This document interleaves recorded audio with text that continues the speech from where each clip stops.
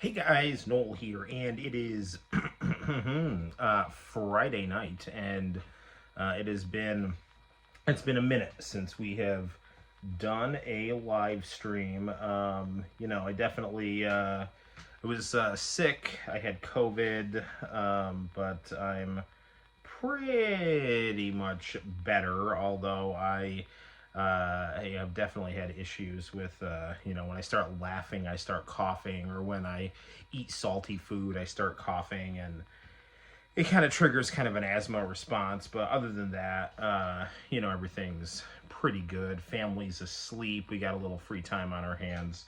The beloved Minnesota Vikings are 5-0, so let's keep that going. And let's see what the evening has to offer. We'll do a little chit chatting. We'll probably I don't know. We'll play some PS5, some Xbox, some just we got a room full of video games. Blessings have been bestowed upon the Noel ComiX YouTube channel. So we'll partake in some of the wonders of the game room. I have a 3-day weekend, so that's always good. So we'll have some time to get some new content on the channel. I do need to get some grading done, but other than that, things are looking pretty chill. My camera stand sadly has I think kind of kicked the bucket. So I've got kind of a makeshift system here where I have the cell phone on a beta camcorder box being propped up by a by like a kind of like a mini phone stand and my Columbo DVD box set. So I think that's gonna serve us just fine until I can get a new phone stand, because the other one, it just kept like there was no stability to it. It was really kind of dumb. Anyway, so there's a lot to talk about in terms of politics and wrestling, which is usually what I end up talking about at the start of these live streams. I think up in Syracuse, New York, there's a retro video game con this weekend, and I don't think I'm going to be able to make it, but it's going to be interesting because Pat the NES Punk is there, and that I think is a pretty prestigious get. Although I really I'm not a huge fan of his content. I got kind of burnt out on it because I think he got very kind of into the drama of these I guess well-known retro gaming YouTubers, and I think he kind of thought he was the king of them, and kind of got in these pissing contests with various other people in his space. I think he didn't like the D-Bolds either, because I think I could be wrong on that, but I just remember him always being really negative on the D-Bolds, the family that found the Nintendo PlayStation. But nevertheless, I do think that his podcast with Ian did some really interesting kind of journalism on the Coleco Chameleon. And they did have some interesting stories about Ian working at a video game store that were always fun to watch. So that's interesting. And I think John Riggs, or is it Riggs or Briggs? I think it's Riggs. Really kind of nice, round-faced, chubby guy. He's got a good channel. He's going to be up in Syracuse this weekend. I just don't have a lot of money to blow at a video game expo, and I don't have any. I didn't buy a pass or anything, but I think it's only like $50. It's really not that bad.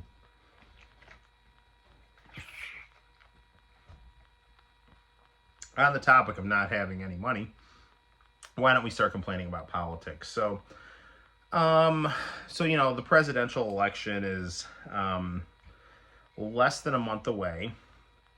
I never really like presidential elections because it just brings up a lot of divisiveness within the country, a lot of anxiety, which person that you are, looking to as your preferred brand, what team is going to win, and then you kind of get invested in it like it's a football game or some bullshit.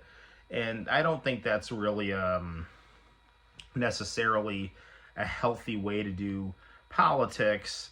But nevertheless, it is kind of an interesting thing to look at analytically, and I do think that there is one candidate that is definitely better than another one, and that despite his kind of bombastic, goofy, professional wrestling character nonsense, the alternative, I think, is a lot worse and more vexing on several levels.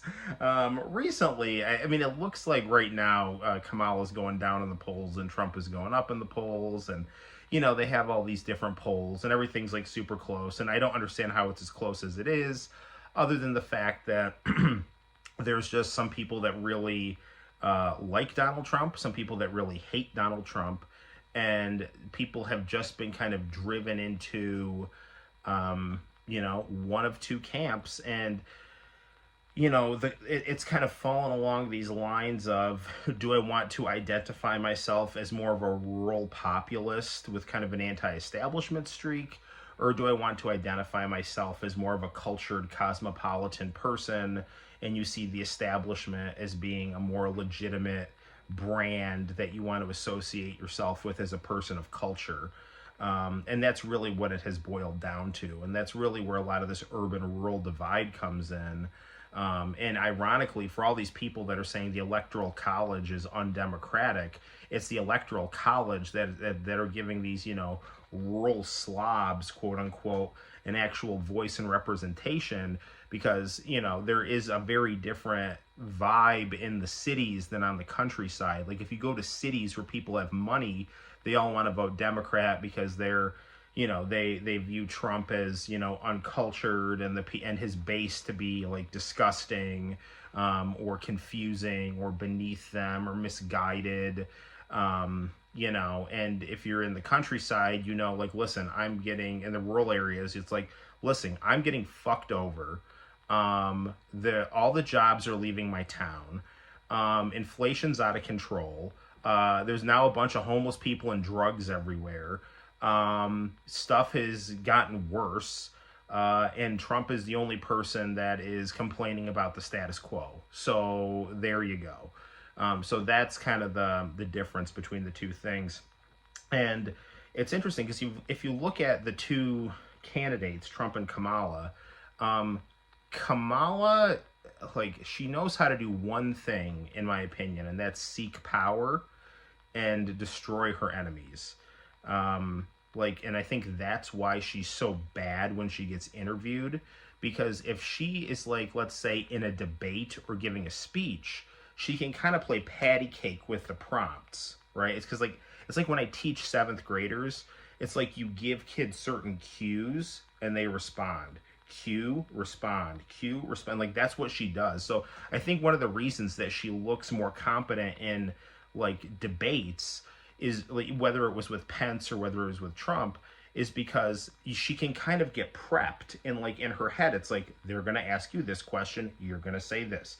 They're going to ask you this question, you're going to say this. And she can either get the questions ahead of time, if you believe that, her connection with the president of ABC, or, her sympathies, the people that run ABC have sympathies and alliances with the Democratic Party, whether you think they gave her the questions ahead of time, or whether or not she was just prepped really well, because, when you prepare for a debate, you can more or less predict the questions that you're going to be asked.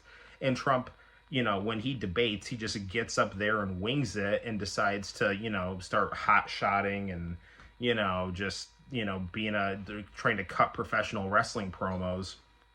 Now, the stark difference between the two of them comes out when, they have to, like, sit down and talk.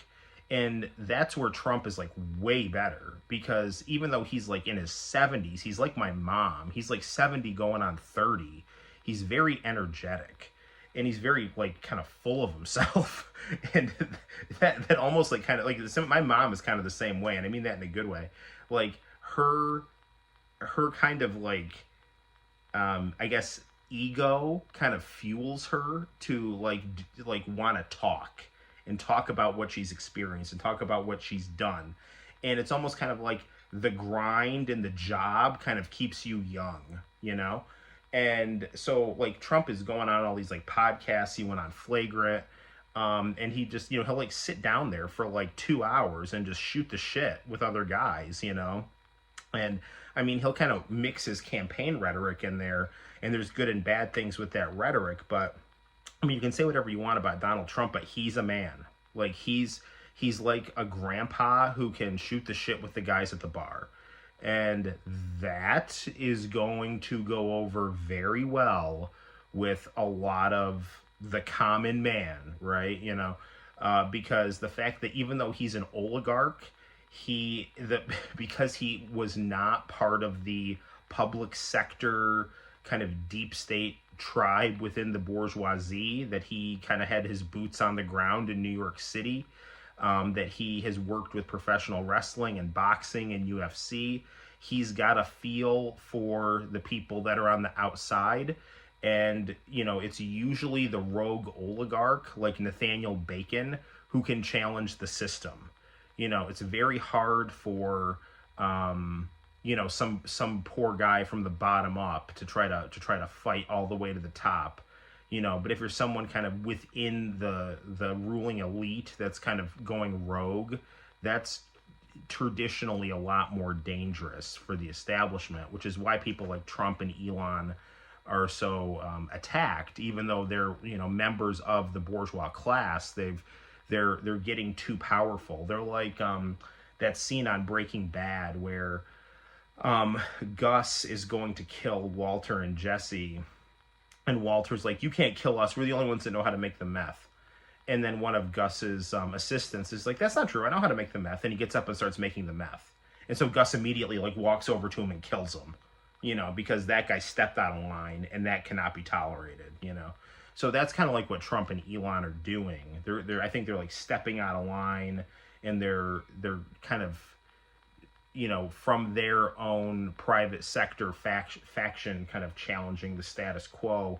Now, the thing with Trump and Elon is that they're part of the system. They demand a negotiation, especially Trump. Like, Trump is so naive. Like, he thinks he's in charge, you know. Like, you know, I was listening to I can't remember. It was some political commentator, and he was saying that, and he was right, and I remember this, that, you know, Citibank appointed Obama's cabinet, like Julian Assange, like he leaked all this stuff, and, you know, one of the things was that Citibank gave Obama a list of people to put on his cabinet, and Obama just did it. Right? Like, do you really think that Trump is the type of person who likes taking orders from shadowy forces? It's like Trump is like, no, I'm I swim with the sharks, but I'm the alpha shark, bitch, you know? Like, so, you know, when you have a guy coming in like that, and it's like, you'll get people that'll like try to sit him down and like tell him like, well, this is how it works. And Trump's like, no, it doesn't. I'm the boss. And they're like, no. You're just the figurehead, you know? Hey, Bryant, Nintendo 70. How the hell are you, man? I'm just complaining about politics. Yeah, so that's a problem when you have someone, you know, who you don't like, that's stubborn and is high maintenance, like thinking they're in charge, you know, because technically they are in charge. Okay. So, I mean, and, but yeah, so like the thing is, I always say like Trump demands negotiation rather than blind capitulation. Whereas Kamala will just blindly capitulate because all she wants is power. And Joe Biden too. But like Joe Biden was like always kind of playing the game his entire life. I mean, he was always like, you know, kissing ass and maneuvering and, you know, just saying whatever he needed to say and, you know, kind of waiting his turn. You know, I mean, Kamala, one of the reasons like she can't sit down and give a good interview is because if it's not about her communicating how to get power, she doesn't know what to say. That's why she's constantly falling over her own words. It's like a computer malfunctioning. Like, what do I say to get power? I don't know what, you know, like what do the voters want to hear? What should I, you know, that's why she'll like start saying shit like, I'm bashing on Harris. I mean, come on, Kamala's doing the best she can. I I agree she's doing the best she can, and I don't personally think it's very good. But I mean, right on. Like you can, I totally am, down for people having their own political opinion. I'm just gonna give my perspective on things, and I will admit that she is not in a good position. She's both is and is not in a good position. She is in a good position in the sense that she has literally every establishment force backing her. She has the mass media. She has the Democratic Party. She has the establishment wing of the Republican Party. She has the neoconservatives. She has the CIA. She has massive swaths of Wall Street capital. She has all the money that Biden raised. I mean, she has the whole system behind her. So that's her advantage, and she's also a woman of color, which makes her aesthetically different.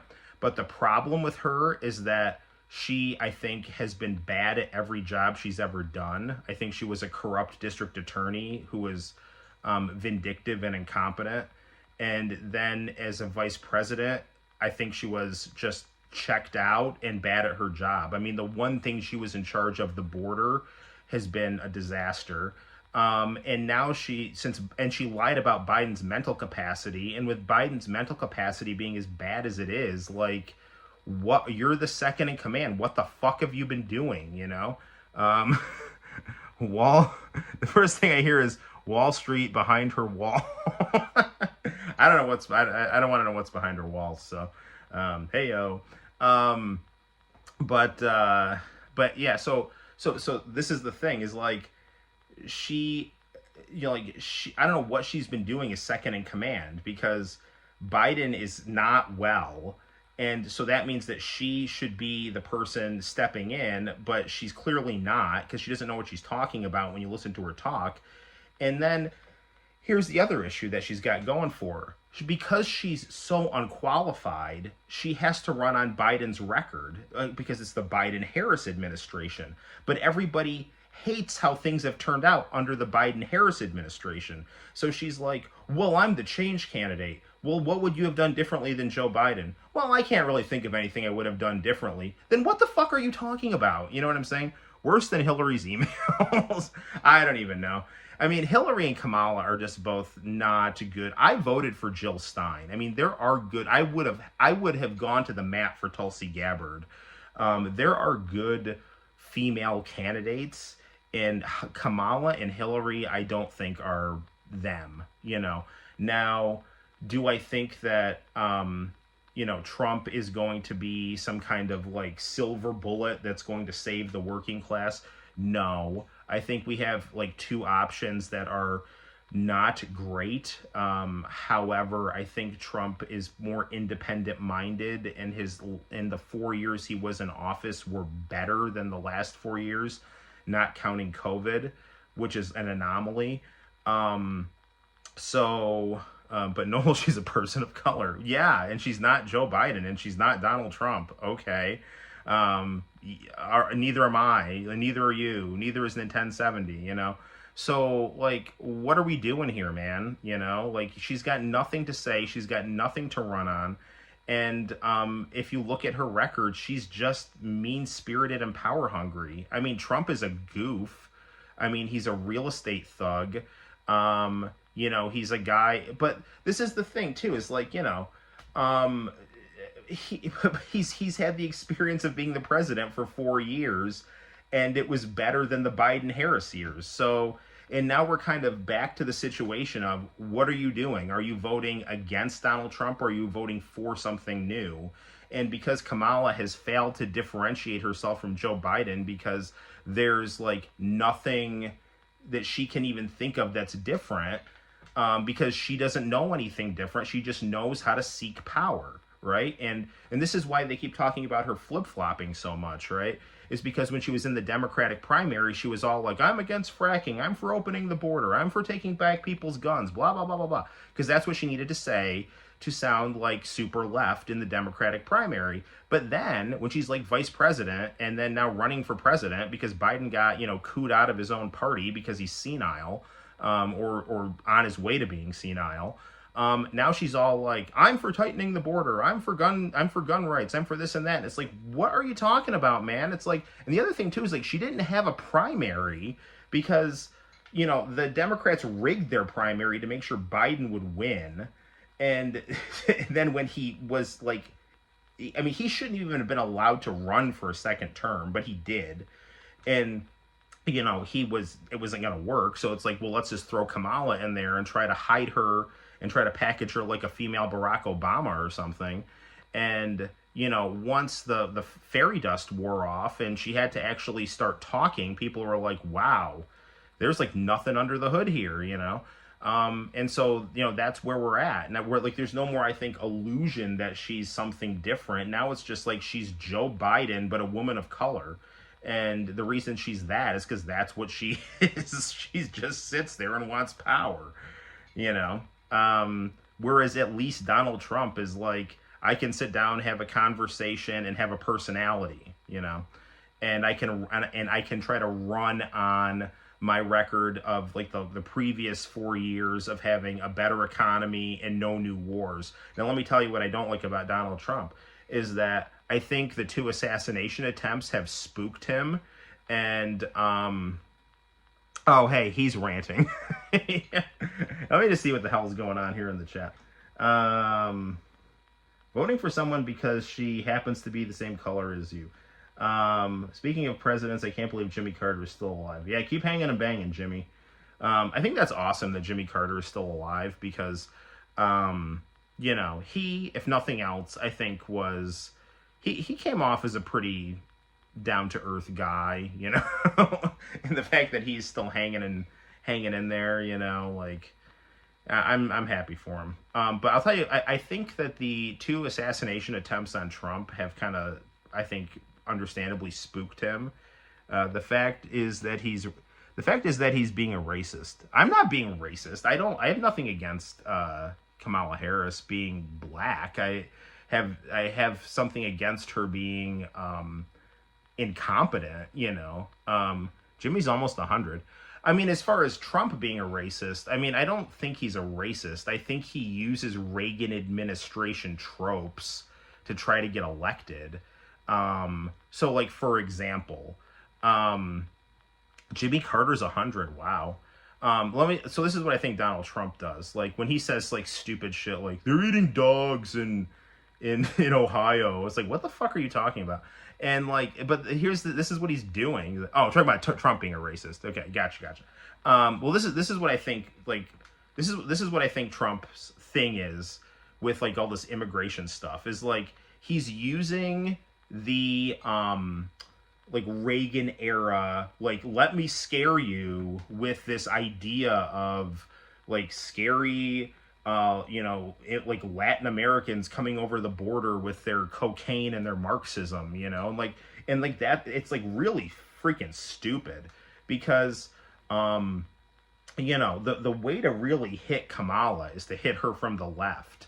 It's almost like Donald Trump sat down, he watched Red Dawn, and he watched Invasion USA with Chuck Norris, and he was like, you know what, I'm going to base my campaign on these things and throw some Breaking Bad in there too. So I'll keep you safe from the communist boogeymen from over the border with their, drugs and their backward ways, and I'll make America great again, which is another line he lifted from Donald Trump.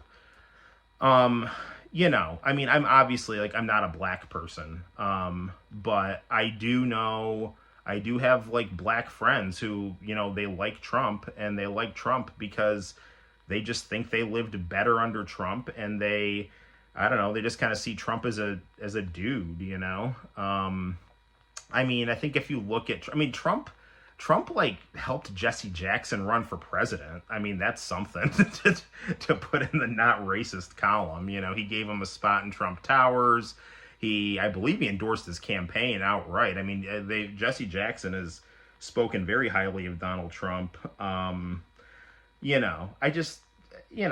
Donald Trump is also, he's like kind of in that whole, Mike Tyson is supporting Trump. And yeah, so, I mean, he definitely has a lot of, he's got a lot of, like, he's in that circle of like black celebrities that are kind of macho, like, Tyson, like certain like rappers, like part of like that kind of like New York celebrity crowd that includes cool black people. Like he's kind of like intertwined with that, but at the same time, and this is what's stupid, is that he runs these, like 1980s Republican Southern strategy style campaigns sometimes, where he's like, I'm going to keep you safe from these others, and he doesn't say it like, he's not talking about black people there, but he is talking just, I think, in general about, I mean, in this case, it's like illegal immigrants and imaginary Marxists, and I think it's like, if he like sees like a racist person who wants to vote for him, I think he's like, yeah, that's cool, so I think that's kind of his thing.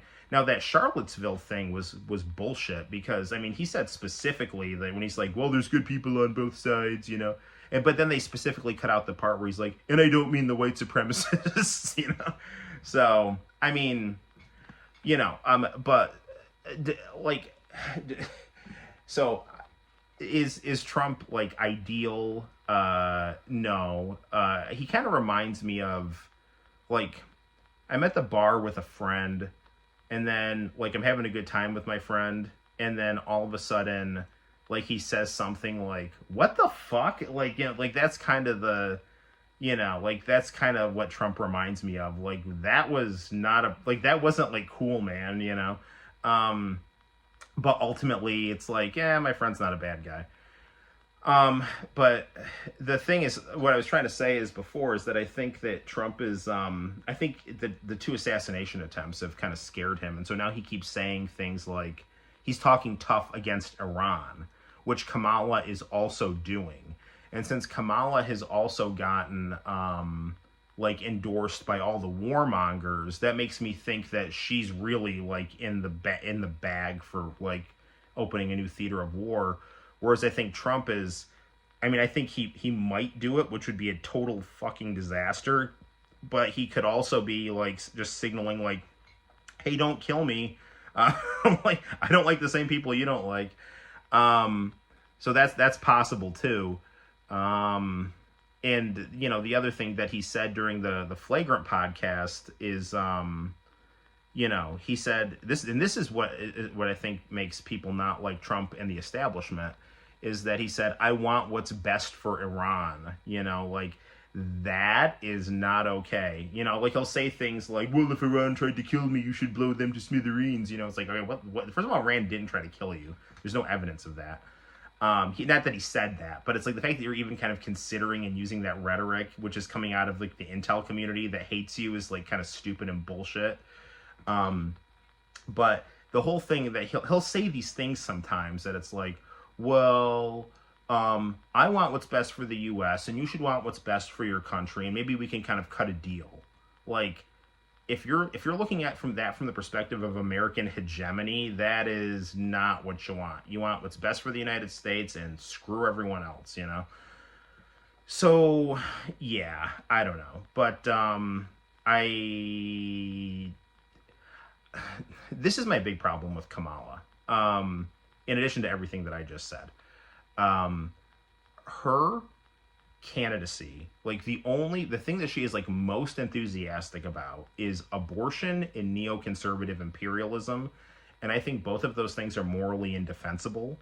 Like, neoconservative imperialism is like, and that's why the South Park makes parodies of the situation. Oh, this whole bullshit, this is like money in the bank for people like South Park, 1,000%, brother, 1,000%.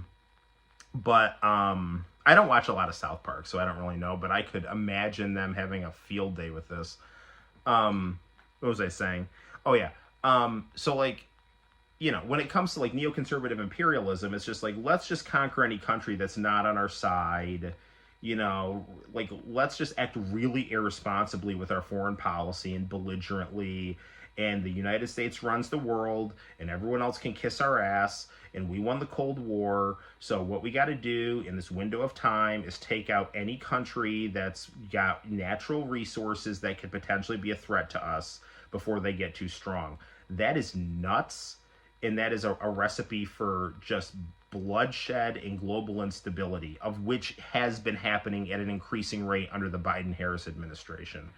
Um, and the other thing, abortion, like, I mean, I don't want to offend anyone, but if you don't want it done to you, don't do it to somebody else. And I value everyone that is watching me right now and that's not watching me. And I think you all have a right to exist. I was in a situation where my father wanted me aborted, and my mom, gave me a chance to live, and we were poor, and, it was hard, but I don't look back on my childhood and regret anything. And so when people say things like, oh, well, what kind of life is that kid really going to have? Let me tell you another thing, too. I mean, Trump, he acted like a dumbass when he, like, made fun of that reporter. He's like, or whatever, which is like something that some dumbass 7th grader would do. But I will tell you, a lot of disabled people will get a chance to live as a result of Roe v. Wade getting overturned, because there are a lot of people that, will end up getting abortions if their kid has a disability, which is eugenic bullshit. And because abortion is harder to get in some states, like, that's, I think, a good thing, that, people are not going to get taken out because they have Down syndrome or something like that. So, I mean, I don't know if I should be being this blunt, but, these are just kind of my thoughts. So yeah, but like, that's what Kamala is all about. Like, I love abortion, and I'm endorsed by Dick Cheney. Okay. Like, this is like the two most, like, what are we doing here, And then on the mean side, and the other side, you got Donald Trump, and you're just like praying to God he doesn't say anything stupid. So, like, I would say, Trump's got like 2 weeks, like, he's got 2-week news cycles. If he can keep his elbows tucked and his chin tucked and his hands on his face, he should get it. But the establishment, really, he is a part of the establishment, but the establishment that doesn't like him is more powerful, and he is, they don't like him. So we'll see what happens. Oh, goody. I've probably said way more than I should have said. So, dooby-dooby-doo. Whoa, hang on a second here. Anyone can have a bad situation. Instead of compounding the bad with bad, the emotional damage abortion has. Had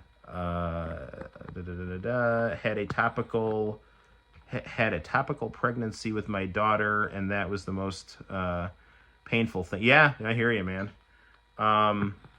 It's your channel after all. I think it's fair that you speak your mind. Yeah, but I'm also a teacher, and I don't want to get in trouble. So, and I also don't want to, like, I'm just so, like, I don't know, man. I'm just like, I don't want to say anything that would, like, offend people. At the same time, it is my channel, and I want to be honest, and I don't think I'm being unfair with my views. I'm just, like, expressing them. So, abortions cannot be healthy.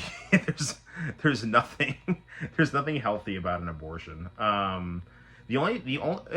I will say this, is that I don't know a single pro-life person that is in favor of, like, not having an abortion in the case of life of the mother, right? Like, I don't know a single person who is, like, would say that, like, oh, go die, like that. Like, nobody's saying that. The pro-life people I know are, saying, like, life begins at conception, because it does, and we need kids. Yeah, you do. We are right now. No, seriously. I mean, like, now, I'm not saying you have to have kids or anything like that, but I mean, having a child will change your life for the better. It's hard. It's very hard, but it's worth it. But yeah. So anyway, but like I said, like the people who are pro-life, their position is your DNA is coded at conception. Life is the growth and repair of cells. Um, and good luck explaining abortion to a child. Because if you can't explain something to a child, there's probably something wrong with it. So I'm so and then people say like, oh, my body, my choice, or whatever. It's like, it is your body, your choice. But when you have another body growing in your body that's dependent on your body, it's really not all about your body. It's also about the body inside of your body. So I mean, that's the pro-life position. And I don't know any person within that is saying like, let a person die whose life is in danger, because pregnancies can be dangerous. And that situation, is scary and tragic. Now, thankfully, a lot of the times that kind of thing can be alleviated with like blood pressure medicine or C-sections or bed rest or things like that. But, if that kind of situation happens, it's just horrendous, and it's a tragedy. But everyone would understand that no one would want. The whole point of being pro-life is you're about protecting life, in and out of utero.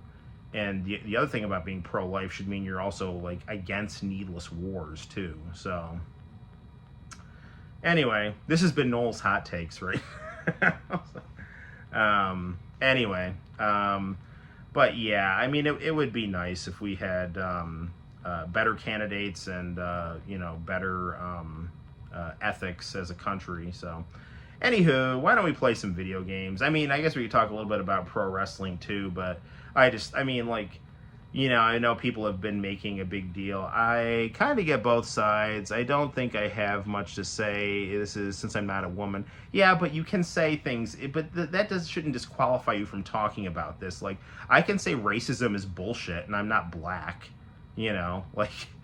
I mean, I don't like the whole idea. It's like, I'm not a woman, I can't talk about this. It's like, of course you can talk about it. Like, you're a human being that understands the difference between right and wrong. I can talk. I mean, I have, like, I was in a situation where my mom was getting pressured to abort me. Like, I can talk. I'm not a woman, so like, and then like, sometimes when I say that, they're like, "Oh, we're taking this too personally," and it's like, "Oh, really? I thought the personal was political, right? Feminist, but not my personal, So yeah, I mean, but here's but this is the thing, is that if you really want to reduce the number of abortions, which I think is what you need to do, is you need to, and a lot of evangelicals do this, is you have to be very supportive of single mothers. You have to do everything you can to help them. You have to not shame them.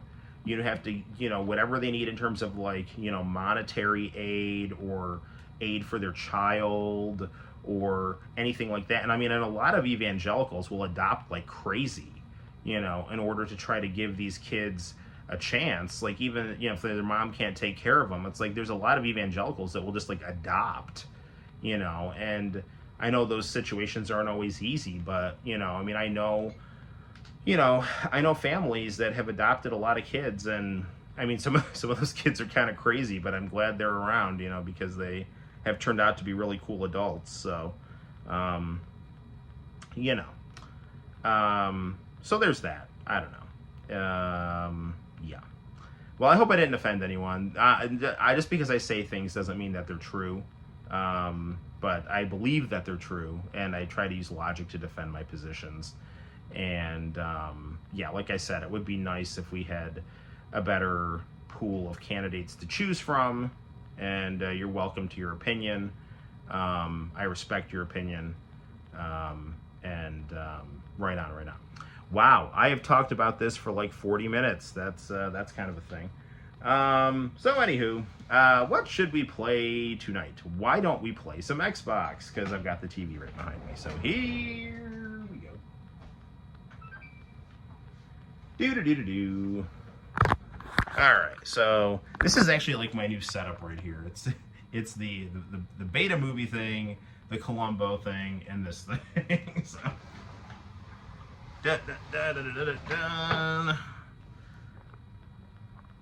Whoa, my message didn't send. Well, that's not good.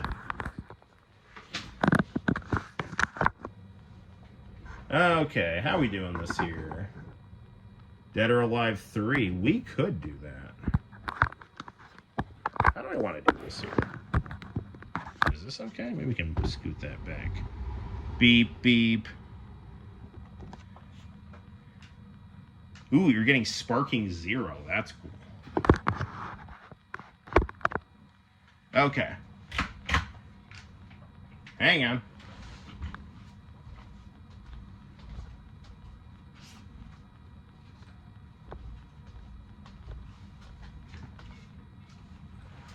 Do-do-do. Alright, I've got the Xbox One right here. George and Mandy's first marriage. Well, that kind of makes me think that George and Mandy are going to get a divorce. That's not good. Hey, Noel, have I played the Left 4 Dead series? I have not. Sparking Neo is good. Sparking is awesome. It's been a minute since I played that. Alright, what should we play here? Ooh, there's Sparking Neo right there. I don't have a lot of money in the bank, so I'm trying to save my money for student loan payments and a trip to Holland bags. So. Alright, games and apps.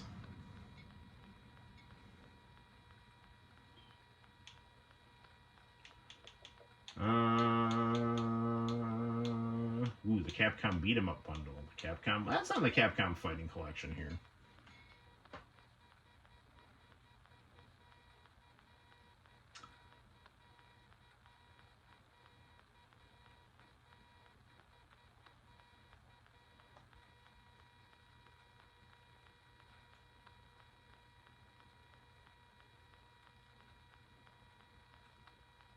Ooh, it's the 35th anniversary.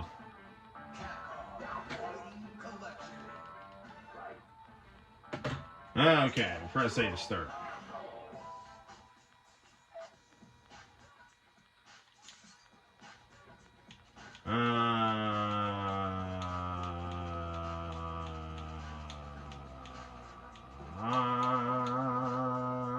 Vampire. Ooh. Let's try some of this here.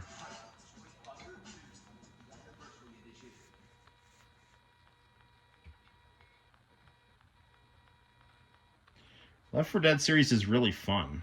That's cool.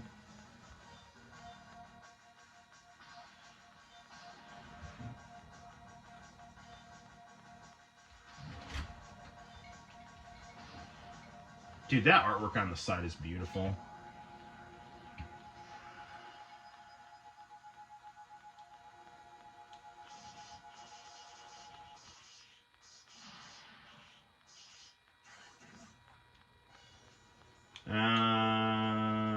Let's go with 2. Let's go with Super X. Let's go with my girl. Marvel vs. Capcom. I gotta get the Marvel vs. Capcom collection.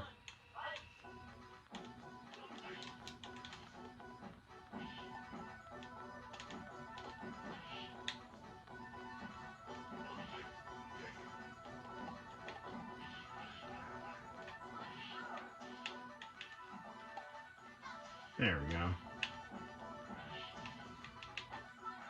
It's like $50, and again, I don't like have $50 to spend right now, but I get paid on Tuesday.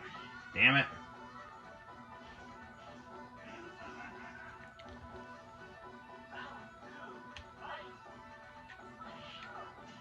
I don't really know what the difficulty setting is at on here.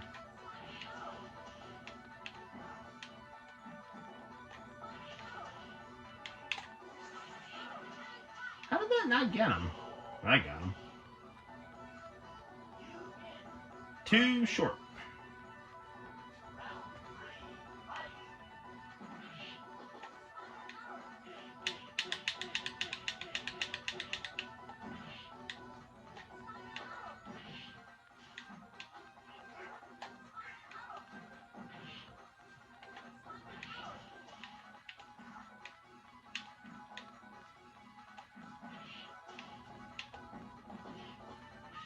Ah, it's no good for anyone.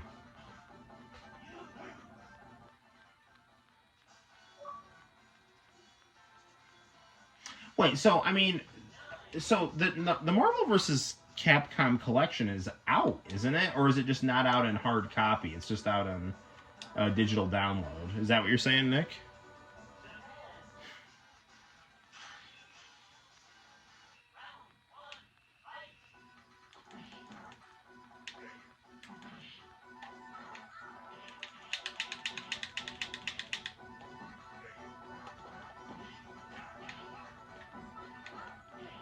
Damn it.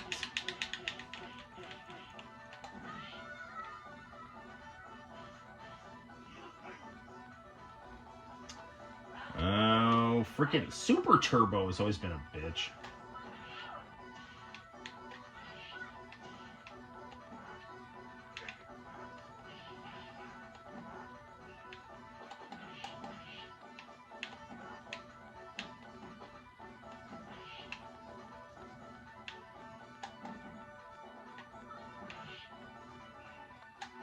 There we go. It's out. It's out in digital right now. Yeah, I mean, honestly, I don't know if I'd want to buy. I mean, the hard copy sounds awesome, but I mean, maybe like with the hard copy, you'll get like something extra because I really don't want to have to wait. There we go.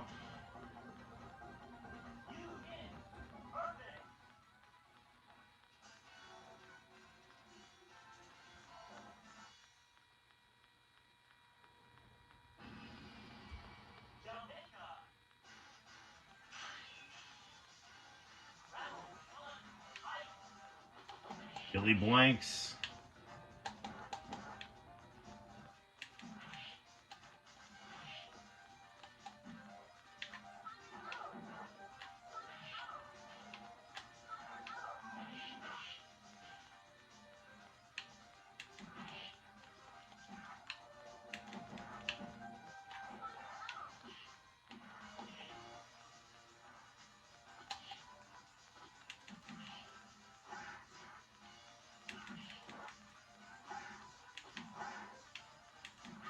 Ah, darn it, DJ.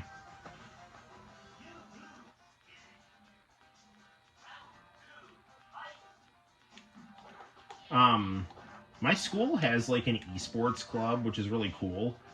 And one of the games on their list is Street Fighter 6. Like the only thing, like, I really want to get involved with that, but like I gotta get my kids after school, like especially like Santino. You know, he's out like right at the same time I am, and then I gotta pick up Serafina. You know, so but like I usually stop home. You know, but still, it's like I just don't have time for like these after school clubs with young kids. You know.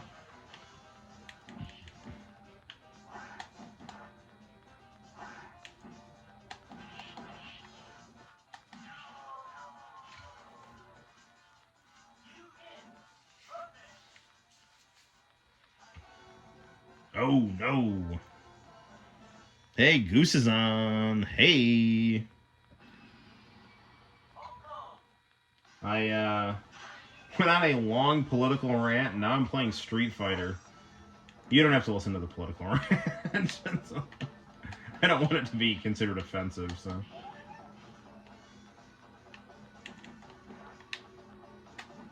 Oh, you know what else I should have ranted about is the Joker movie, which is apparently a disaster. I saw like part of the first Joker movie, and I mean, from what I saw, like it was. I mean, it was very kind of like dark and violent. Like, I mean, but as like an origin story for the Joker, I think it worked. You know, and the commercials I saw for the new movie, I thought looked really cool, and I wanted to see it.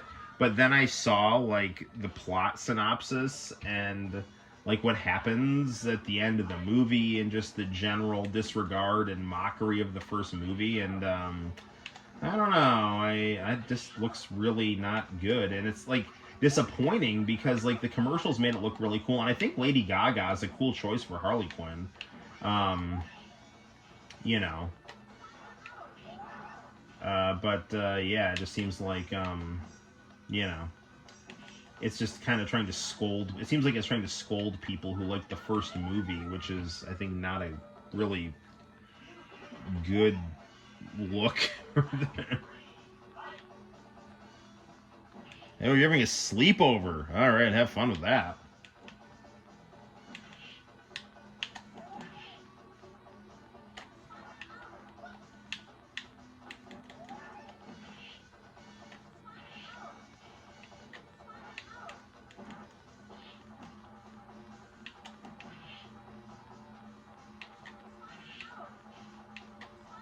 Ah, darn it, Fei Long.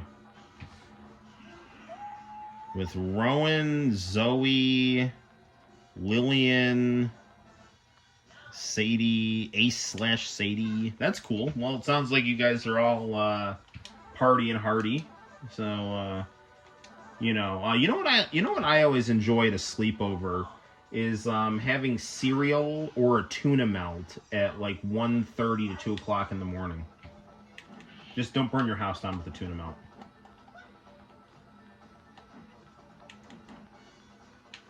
Dude, I have a study hall on B days, and it's like the girls in that class are like they're at a slumber party. It's like they do not stop giggling. It's like, dude, come on. You know, like I want you to have fun and be happy and stuff like that. Like that's not the problem. Just kind of just chill out a little bit, you know. Not you guys. I mean, you guys were always great, so.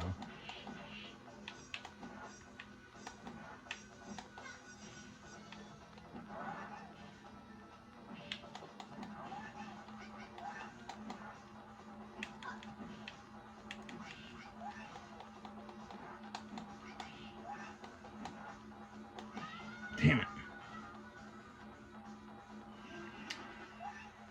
Are you guys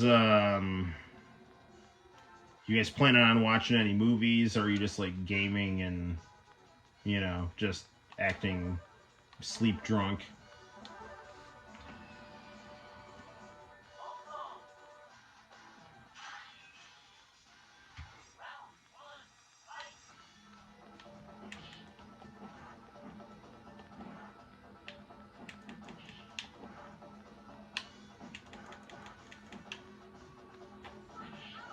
Spiral Arrow.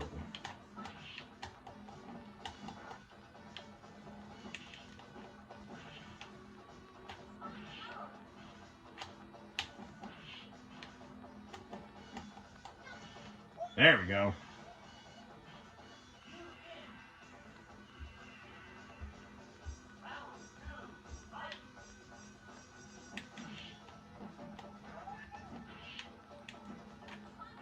Dooby-dooby-doo. If Nintendo 70 is still on here, I want like, have you gotten the Marvel vs. Capcom collection? Because I know you're pretty quick on the draw when it comes to like the new retro releases. Because it looks good. I mean, I have most of them, but still. Actually, I have all of them, but again, still. I'm one of those people that's like, I'll like buy the same game that I love multiple times, you know.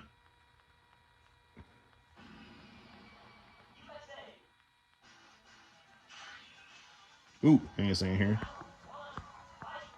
I'm actually playing Super Street Fighter 2 for the Game Boy Advance. Nice. That's a good game. The only thing is, like, when you get a Kuma, the game, like, freezes. I could play that. We could play that if you want.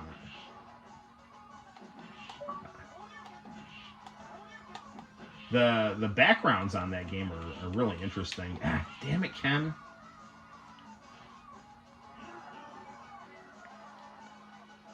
Sorry, I know my finger's in the camera. I got that at Hill. Is it good?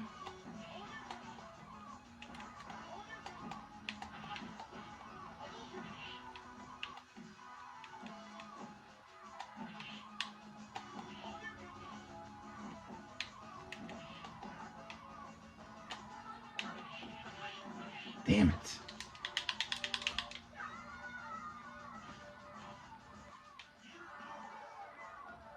Ken is like my favorite Street Fighter character. I don't know why. Something about his positive attitude and enthusiasm for kicks. So, I mean, we could be M. Bison, the boxer. Mike Bison.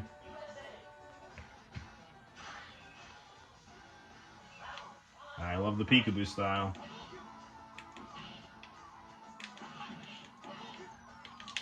I don't know if I'm gonna be good with them though.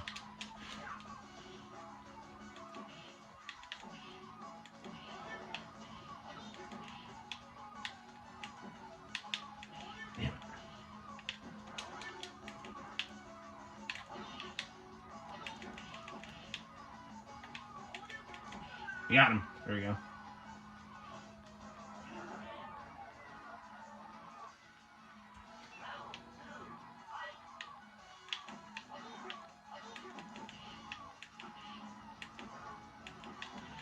I finally got to box on Monday. It felt great. But COVID, man, COVID, it hits everybody different. You know, like my family all had it, and they, you know, weren't that bothered by it. But like, it really kicked my asthma. Kicked in my asthma. You know.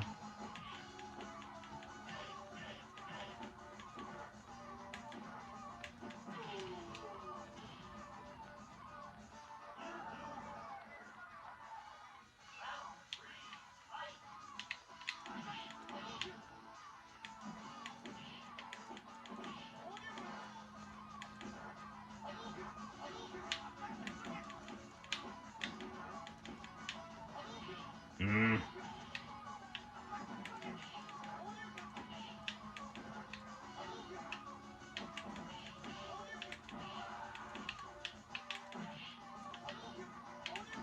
Yeah, shit. Ah, darn it. Are you okay? Are you okay from that? Oh, from COVID? Yeah, I'm all right. It was like a week off of school though, which I mean, on the one hand, it's like, ooh, I get a week off of school. On the other hand, it's like I'm violently coughing throughout the day. So, I mean, the thing with like this version of COVID that I got is like I could get up and walk around the house like more than the first time I had it. It was just like the asthma stuff was just ridiculous. Like the you know, I was able to get some COVID meds, Paxlovid, that helped reduce some of the fever symptoms and stuff, but the asthma, I think I had to get put on steroids to like open up my throat, you know.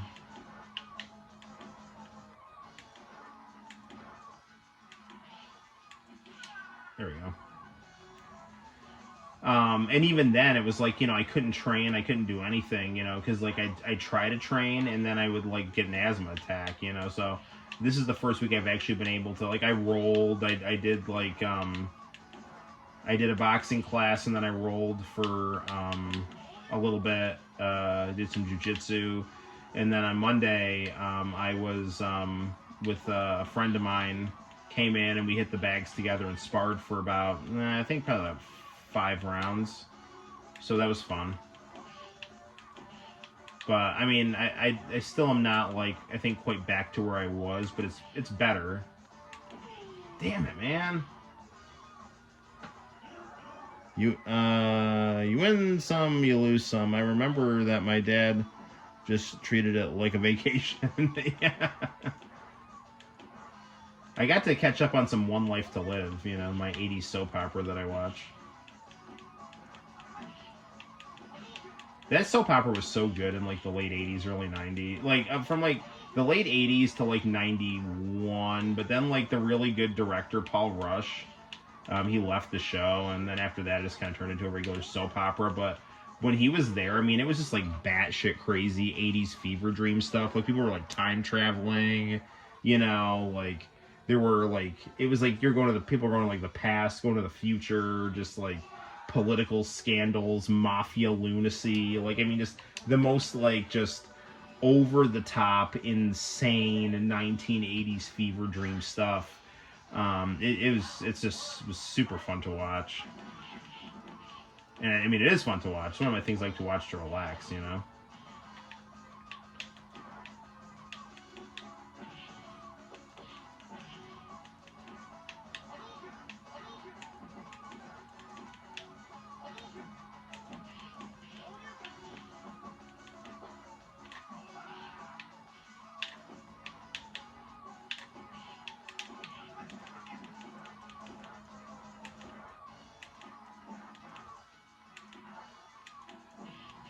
Ah, man. COVID took my first day of night training from me. Yeah.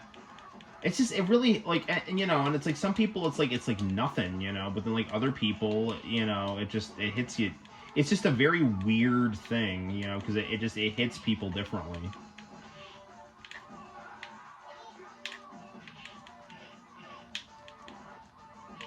I'm gonna have to switch off Balrog here, or M. Bison.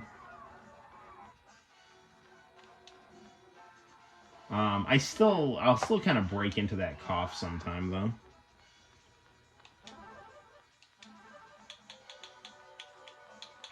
Let's go back to Cammy.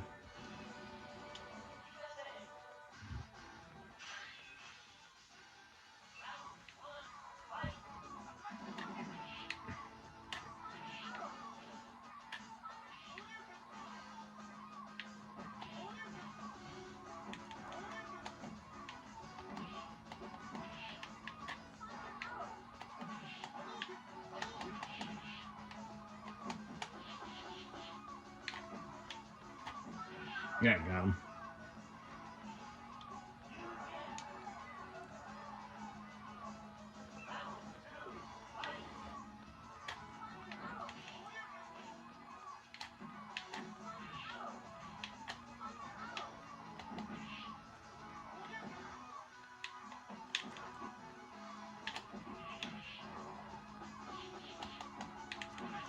Damn it.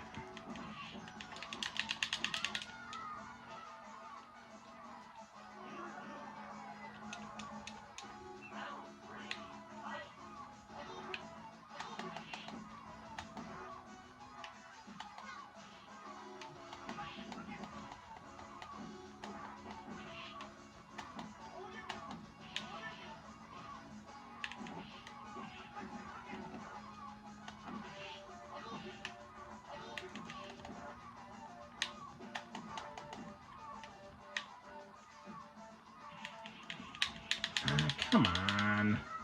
Alright, if I don't win this next round, I'm playing something else. Oh, well, I guess it is something else. Okay. It's been fun. Warzard. Let's play some of that.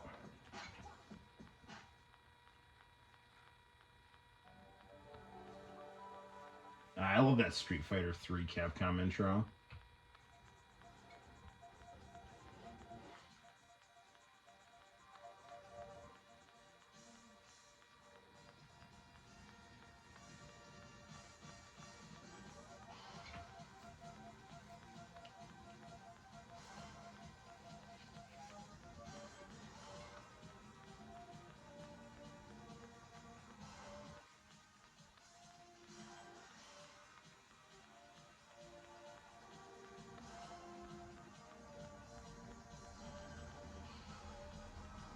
Man, nice graphics here.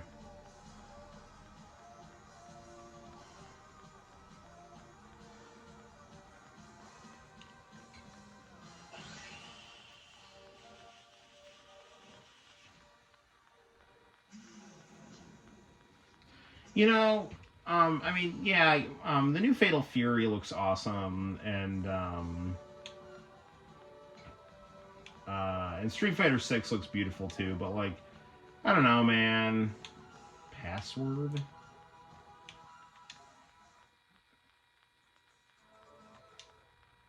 Oops, I didn't mean to skip that. But I don't know. I wish they'd still make. I wish Capcom would, like, release, like, a good pixel art 2D fighting game.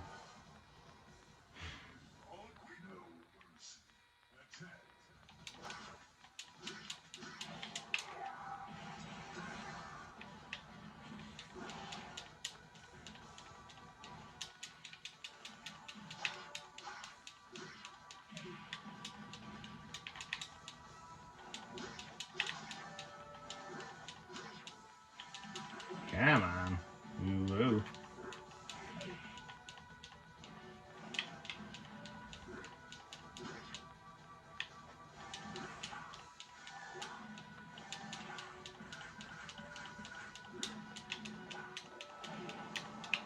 So close. There we go.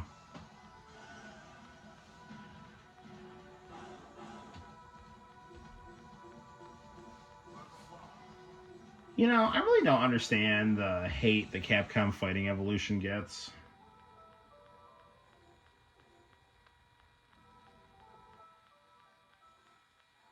I probably should have played this game in English. Really helped me appreciate the story more. But there is something weebishly exciting about being able to play a game in Japanese. So.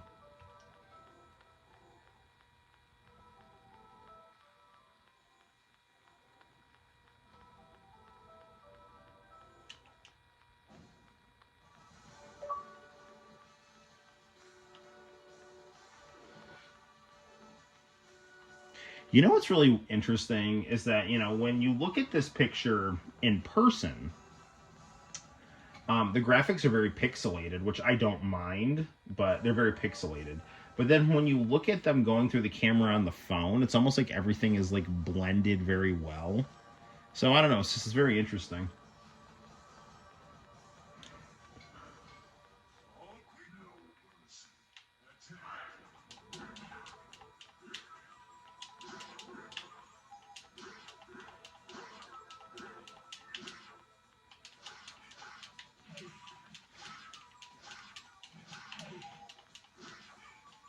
Whoop.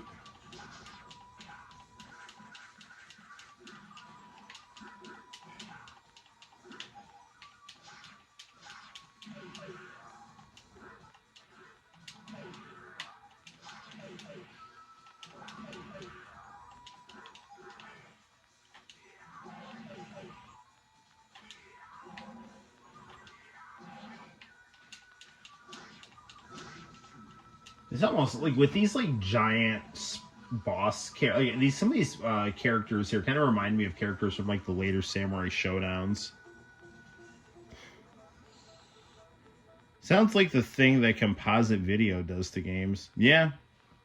The thing with composite video is that it blurs everything so that the you get less detail, but depending depending on the resolution though, that can, you know, affect things as well. Like I have a composite video Amdec Color 1 that makes the video games look very, very good, even though it's composite video.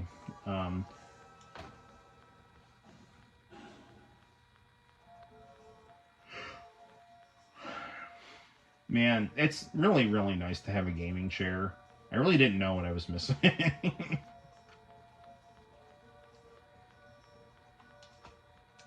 It's like sitting at a throne.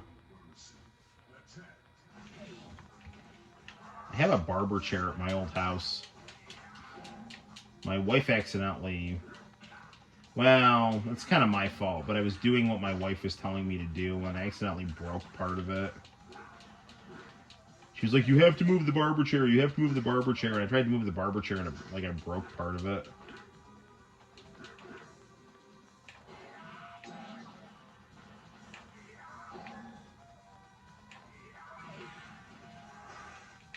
The other thing, though, it's like it's kind of hard when you have like a 3-year-old. Like, because Santino would like try to climb on it, and there were parts that like weren't necessarily like safe for a toddler. And then like now we have Serafina. It's like the same way, you know. Damn it, it got me.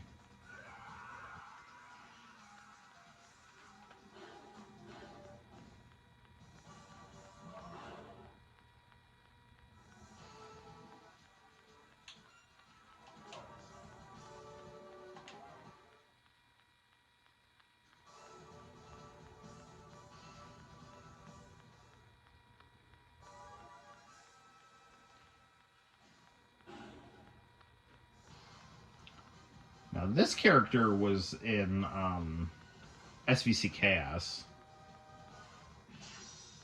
I think her American name was like Tess.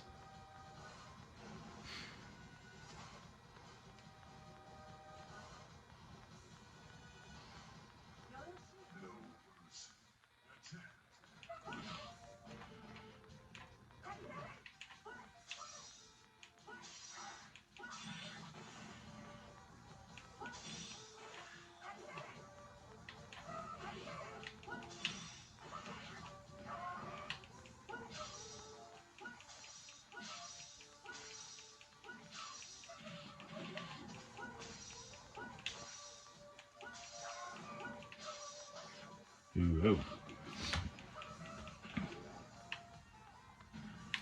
You know what sucks is that the Xbox store is not working on the Xbox 360, and I can't find my copy of Street Fighter 4. So it's not like I can like just download Street Fighter 4. I have to go like try to buy a new copy of Street Fighter 4 on the Xbox 360, or I have to like go like re-download all the characters.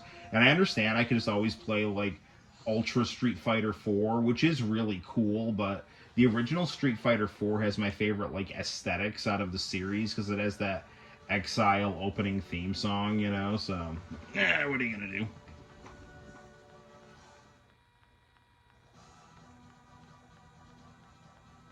Blurring being used for shading, yeah.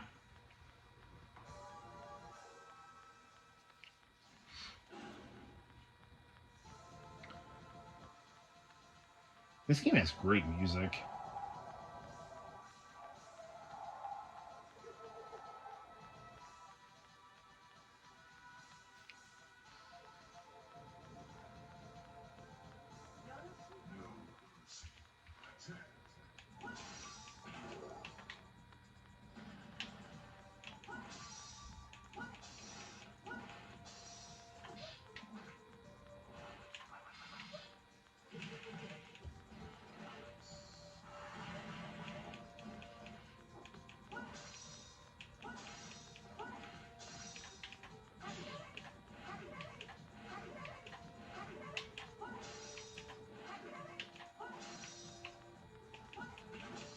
She's a good character, Tabusa or Tess. She plays kind of like Ryu.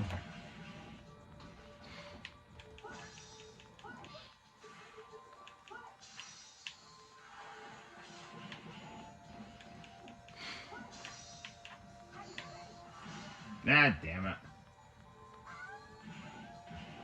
Well, rather than have you guys see me struggle, let's just play a different game.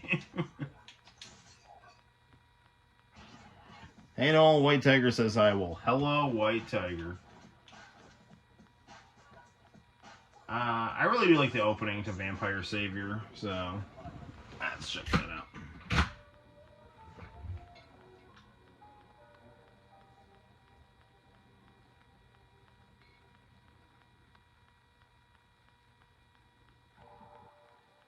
Ah, the Dirty Beret.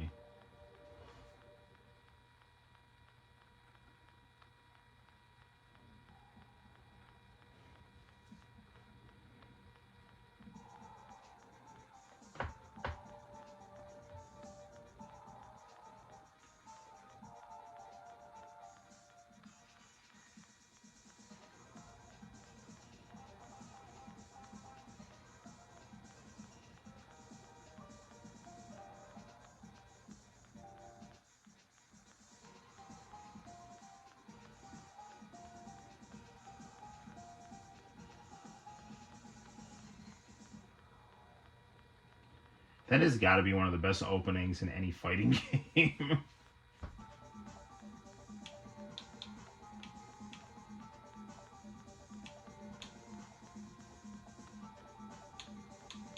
Well, let's go with Lilith.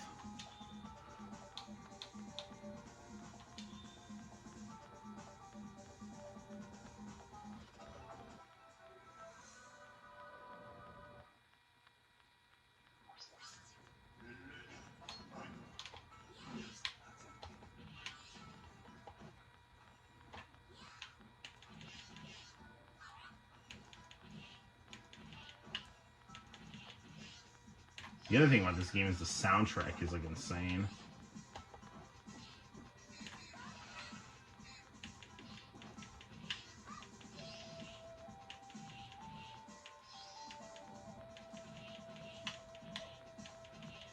There we go.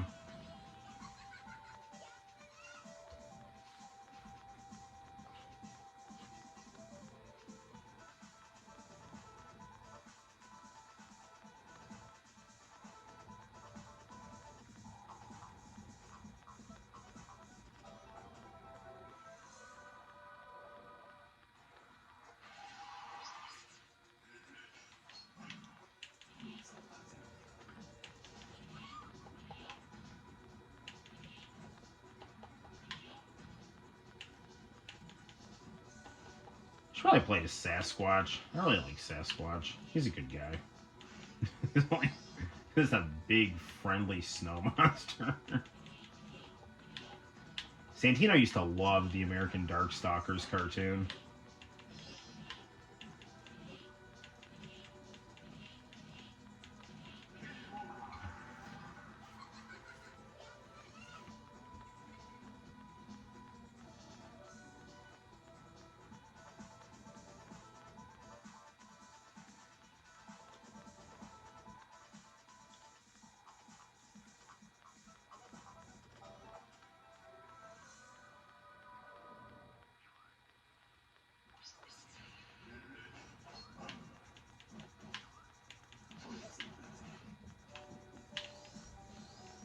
My best friend's girlfriend is named Felicia.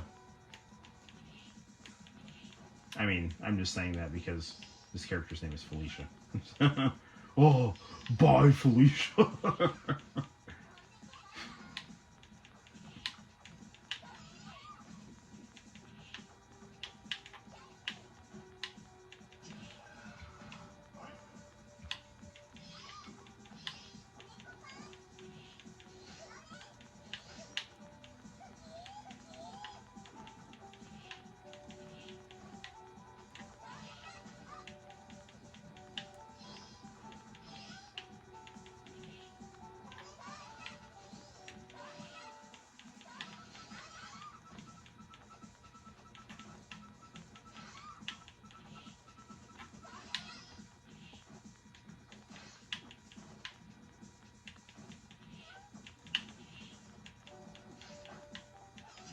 Ah.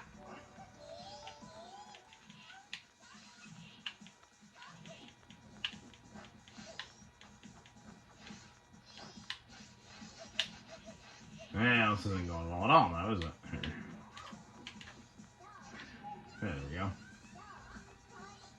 we go. Yes, it is very cute.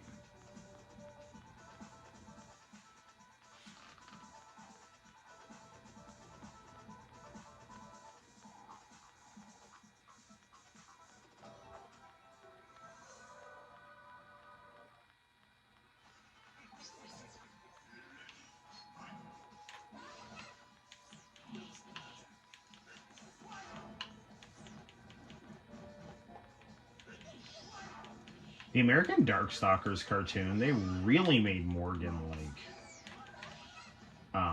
not pretty. Which is, really dumb, because, the whole point is she's supposed to be sexy. I mean, I get it's made for kids, but still. This made her kind of this, angry Scottish vampire hag, kind of. I mean, she wasn't, horribly hideous, but, they kind of... they could have her be kind of like a bad guy, but pretty at the same time, But it was cool because they, even though it was the American version, they had Trouble Man for the closing credits, Oh, Midnight Bliss.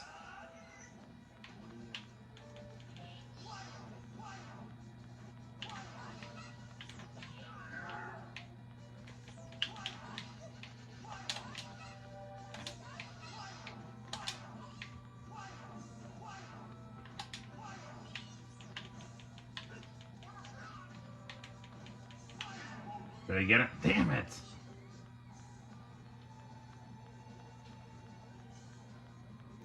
Ooh, John's got cool news. What is it, my friend?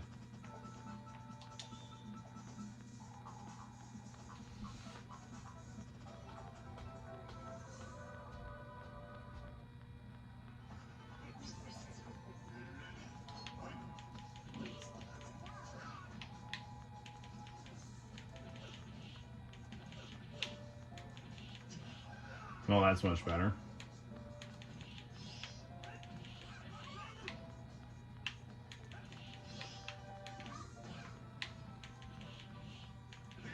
Well, that worked out a lot better.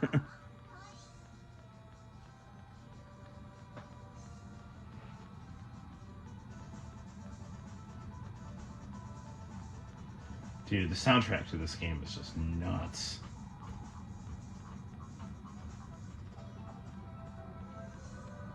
I wish Capcom could get the rights to release their JoJo games again.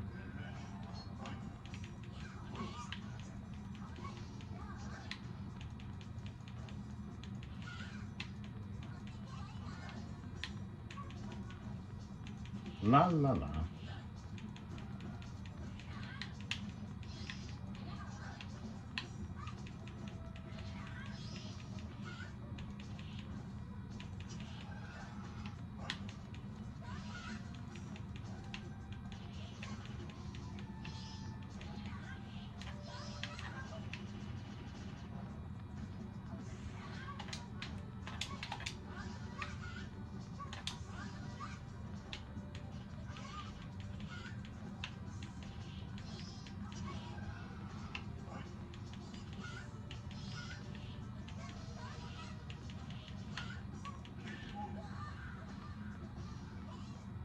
That's a nice one.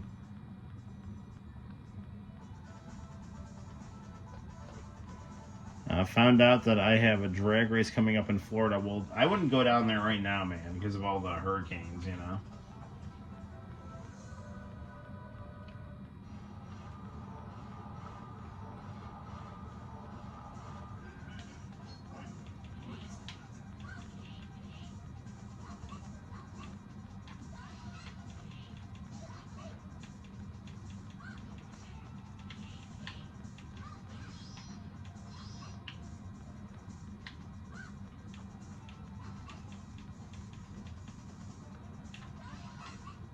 Ooh, ooh.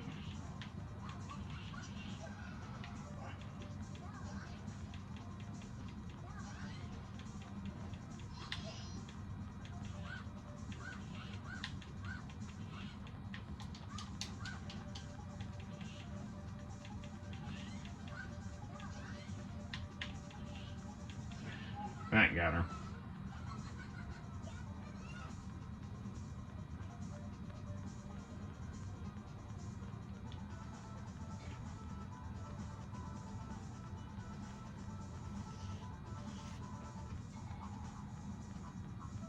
Ah, the deserted chateau. The name of my restaurant. Ooh, it's Morgan.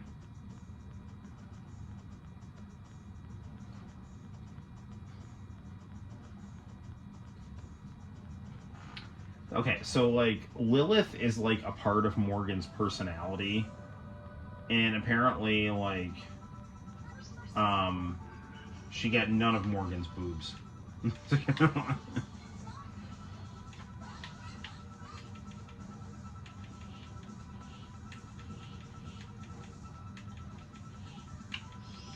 Man, the music in this game is just bonkers.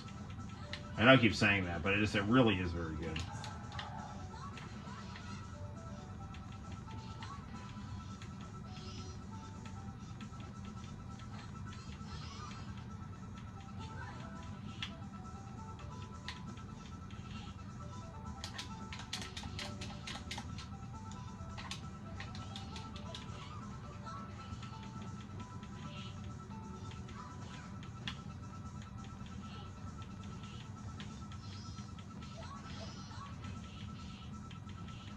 Got her.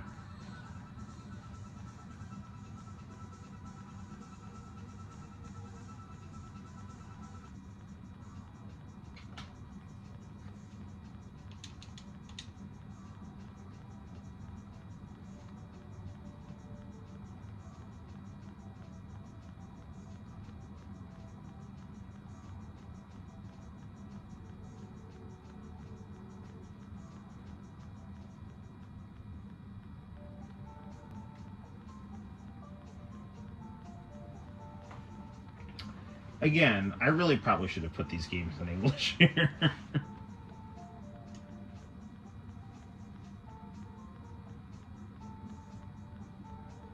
New Morgan with a sassy ensemble.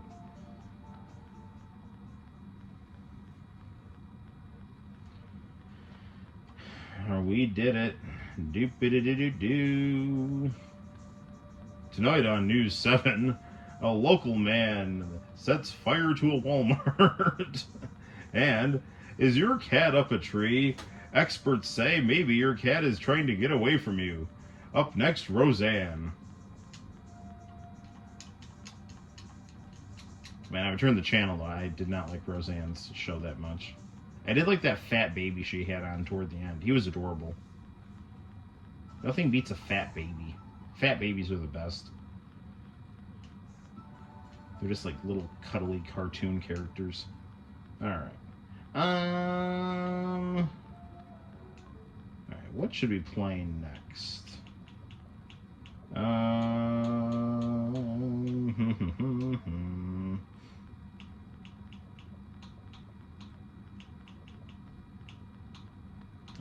Chrono Cross. Capcom Dungeons and Dragons.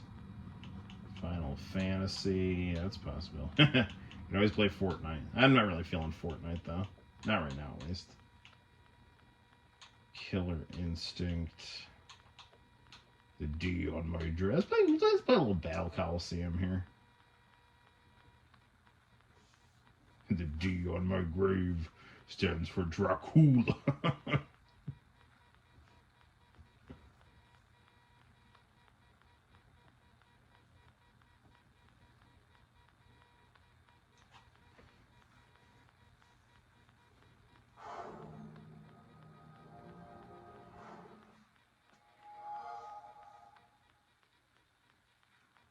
The Xbox 360.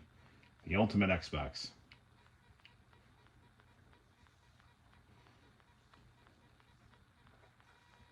I believe you still can't play Dead or Alive 4 on the Xbox One, which is just ridiculous if that's still the case.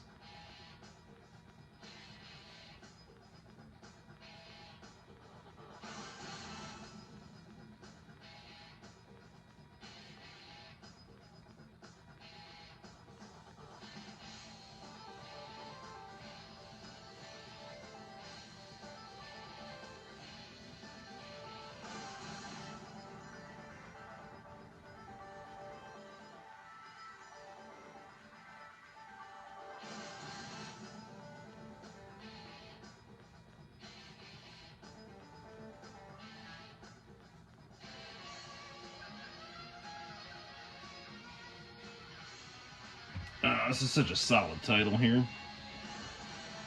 John Talbot is awesome. I'm really more of a Morgan. But, yeah, John Talbot's awesome. I mean, he's a werewolf Bruce Lee. It's like, it's the ultimate combination.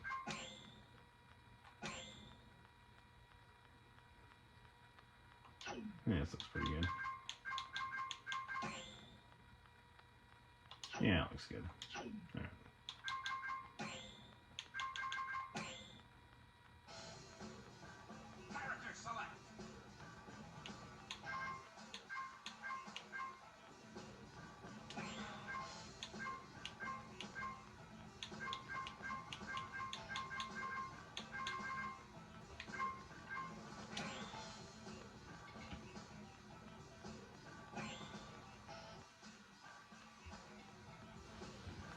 Oh, look, it's Rio and Robert, and they're all grown up.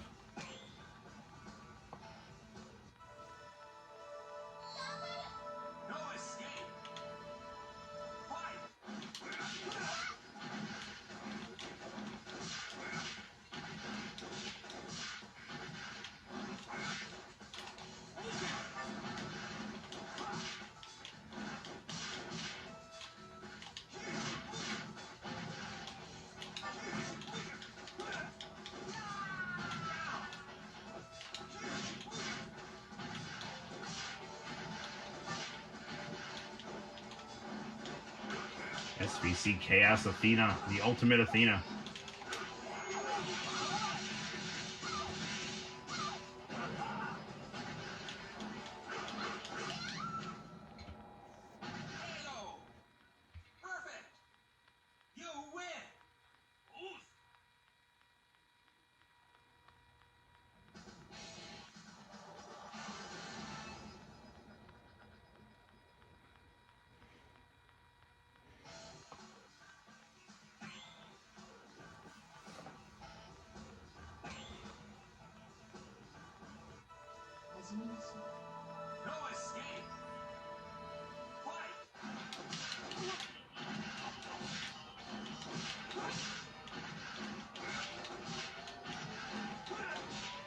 If they ever did an Art of Fighting movie, they should get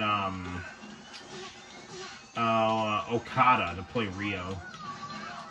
You know, from AEW. People are like trying to. I think people. I just haven't been paying attention to the wrestling media because I just truly don't freaking care. But you know, I know that AEW like didn't do well in the ratings against the NXT premiere, but the NXT premiere had like an hour. It had like an hour lead in, and like AEW wasn't on its regular night, so like you know. Plus, it's like the first NXT on a new network, so. You know, I'm not too concerned. And I've also learned just to not care about wrestling gossip or whatever. I watched SmackDown tonight. It was excellent. I was watching it with Santino.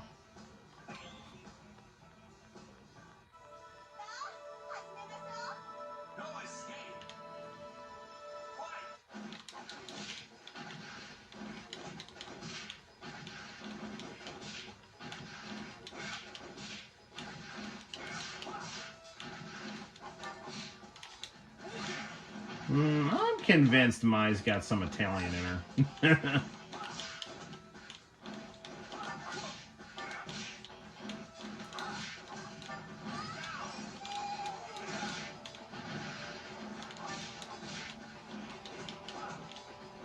So it's the guy from World Heroes.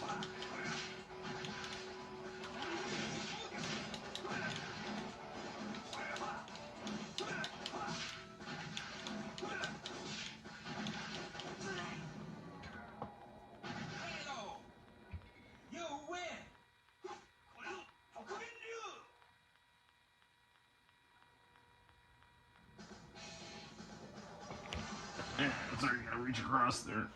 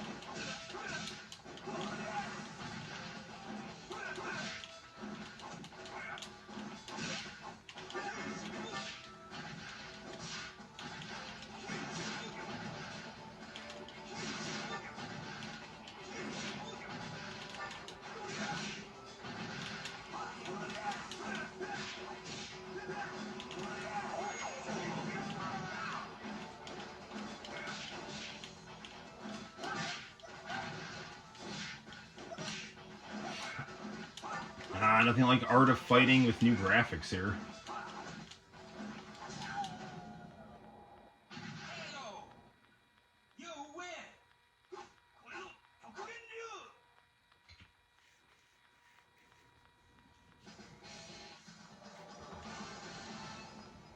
Found out that my races are on the 25th and 26th. Well, that's awesome, man.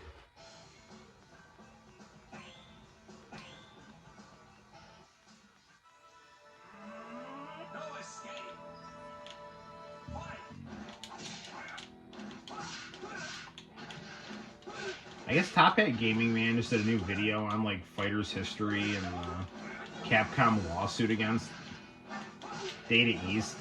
I really don't. That's like fighters' history. Like, yeah, it's similar to Street Fighter 2, but like, I mean, there's definitely enough differences for it to, I think, be considered its own distinct thing. Like, I mean, when I think of fighters' history, it's like I'm clearly seeing a game that's trying to be like Street Fighter 2, but it's also like very clearly not Street Fighter 2. It just happens to be a 2D fighting game with some similar tropes.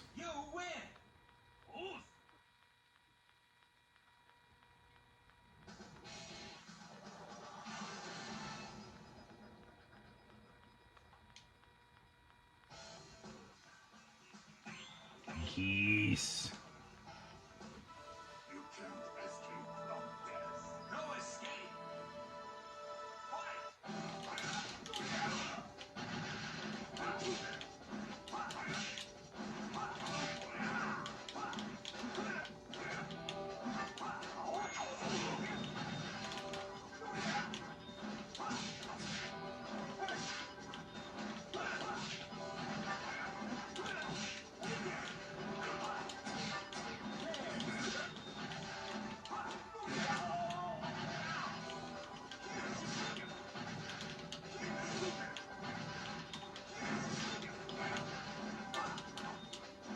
It's really interesting. Mr. Karate here, the Rio Mr. Karate, has like, there's like multiple commands for his kick. You can do a forward sweep, you can do a hurricane kick. So like all the different like versions of that move like work on this game.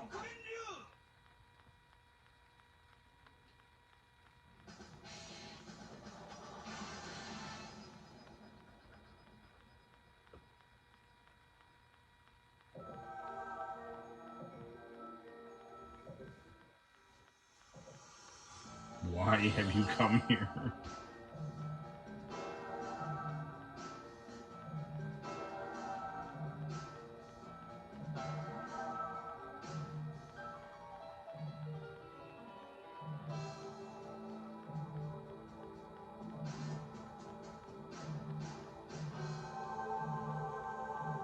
But I don't want to return to nothingness. I like having form. The one with the Tengu mask. I like the old Mr. Karate, the one with the Tengu. Yeah. I do like the Rio Mr. Karate just because it's kind of cool to see how Rio turned out, you know? But Tengu Mask Mr. Karate is badass.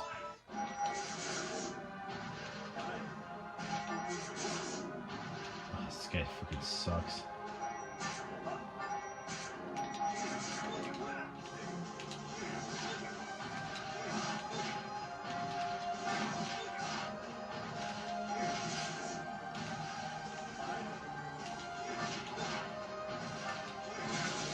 I love his music.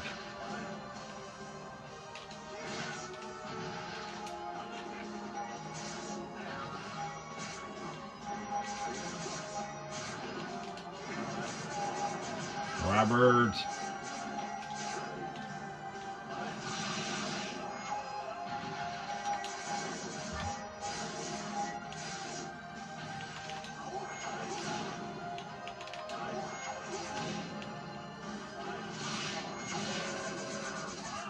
Alright, man. You lose. Benjo Dengu.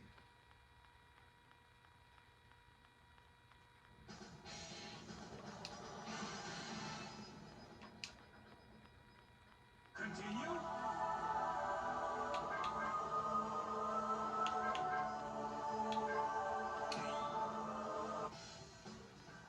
Character select.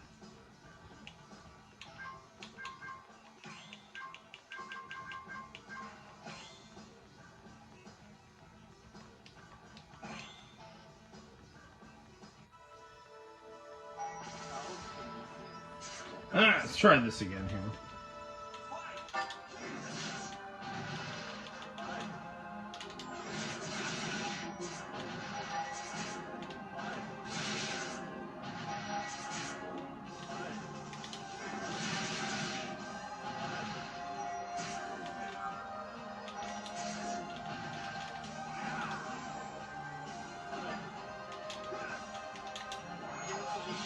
Yeah, that actually connected.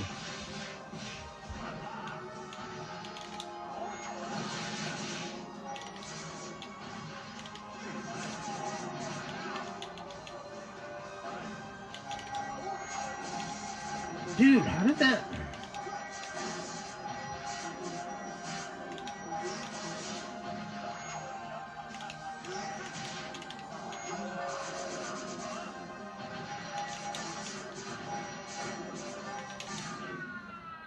Man.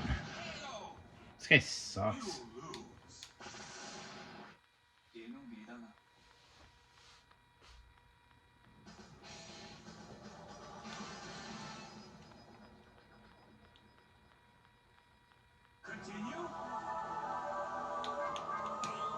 Alright, let's try to 1/4 his life and see if that helps. As much as I love Robert, I'm going to trade him out for Terry.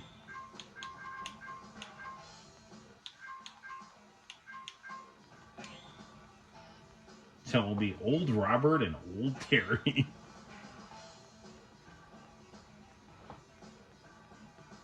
Yes, SNK boss syndrome 100%.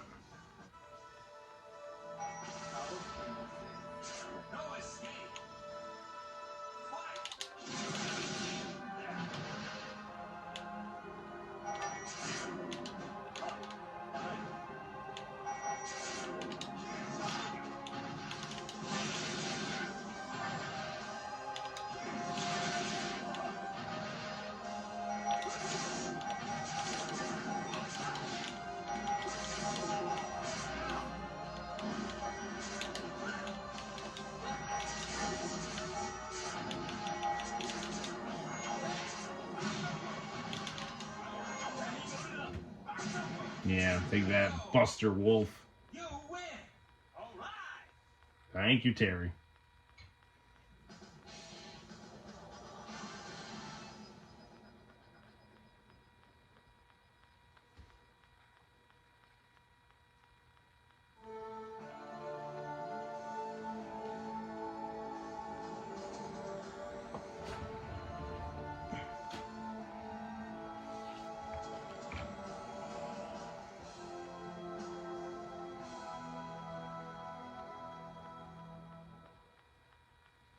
It was weird. I was looking at the chat on the computer, and I had to refresh it because for some reason the comments had frozen. My name is All right. Well, I think this is good. Maybe we should play something other than the Xbox here. So. Ooh, okay. What to play? It is 1:15. Do we want to play something on a CRT? Or do we want to play something new? I don't know. I always tell my kids, my students is, we can be democratic about this. Any game suggestions, and I'll see if I can accommodate. Because I honestly, I don't really know what to play. I mean, after beating Rebirth, which was awesome, I don't really have like a video game like project game to play. I did get a new joystick for the Pac-Man arcade cabinet. We can always play some Pac-Man. Play the tapes. Ooh, we want some tape action here. That's all that comes to mind. Well, we can totally, we can get to the tapes for sure. You know, which you also might like in addition to the tapes, is, I have, I don't have Sparking Zero, sadly. But I'll get that, on Tuesday, probably when I get paid. We do have, if you can see over here, the Imac is now, ready for action here. So we could, in addition to the tapes, we could dive in. Ooh, you just saw Daima. How is it? I totally forgot that was debuting today. So I gotta keep up with that.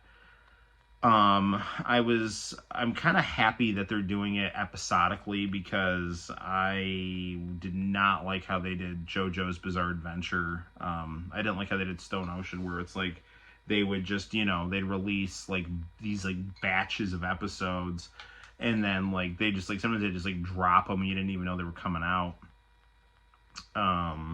So that wasn't good.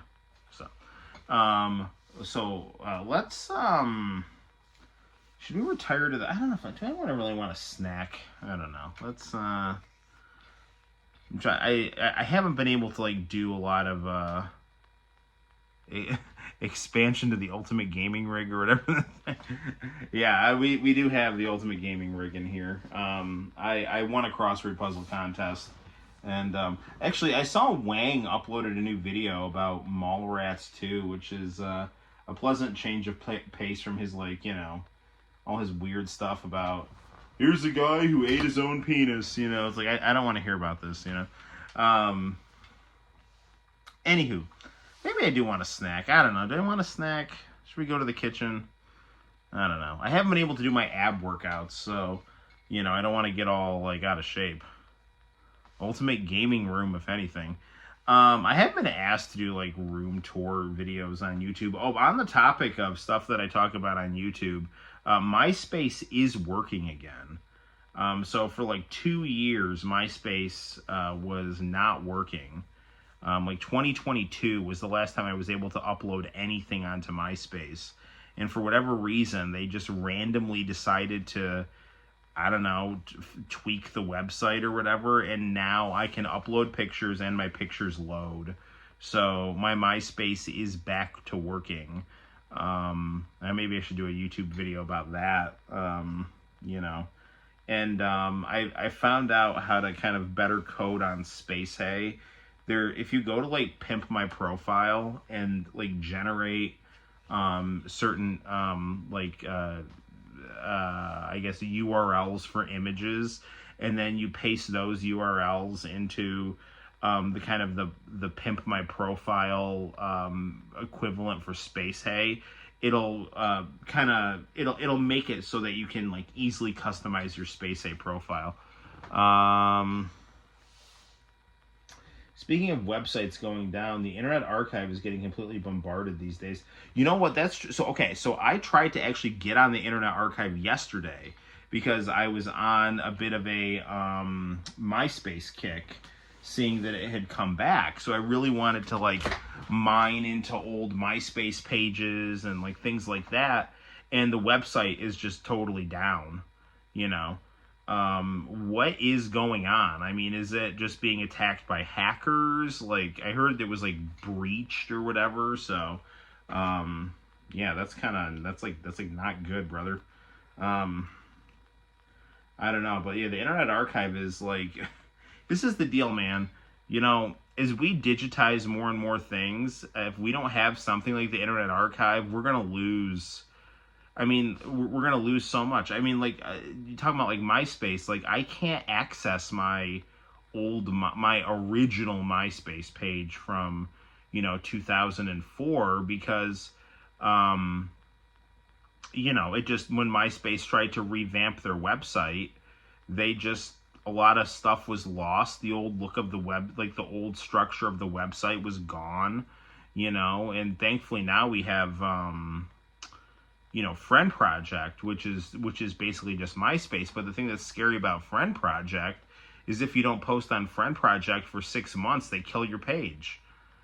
So like, I mean, and then it's like, okay, we'll try to archive it on Internet Archive, but now there's no Internet Archive, so, this is why it's so important to have hard copies of things. This is why, digitizing things, while convenient and good, can also be very dangerous. You know what I might want to do? Maybe I should make an espresso here, because I do have an espresso maker.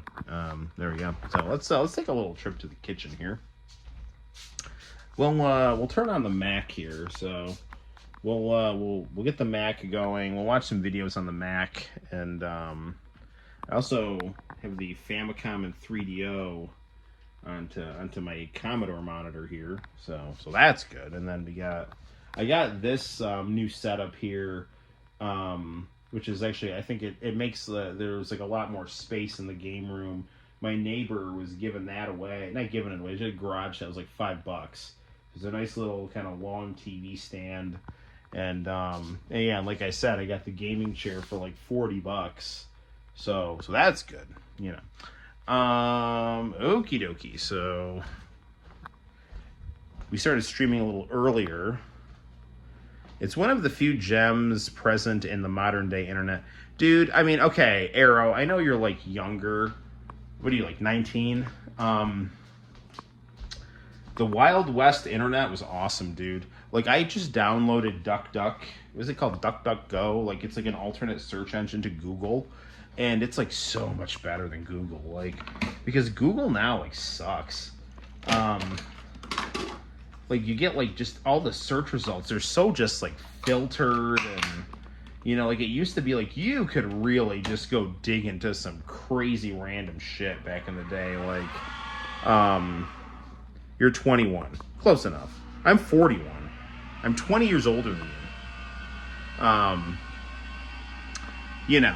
So, enjoy it, my friend. Like, sounds like Duck Duck Goose, yes. Yes.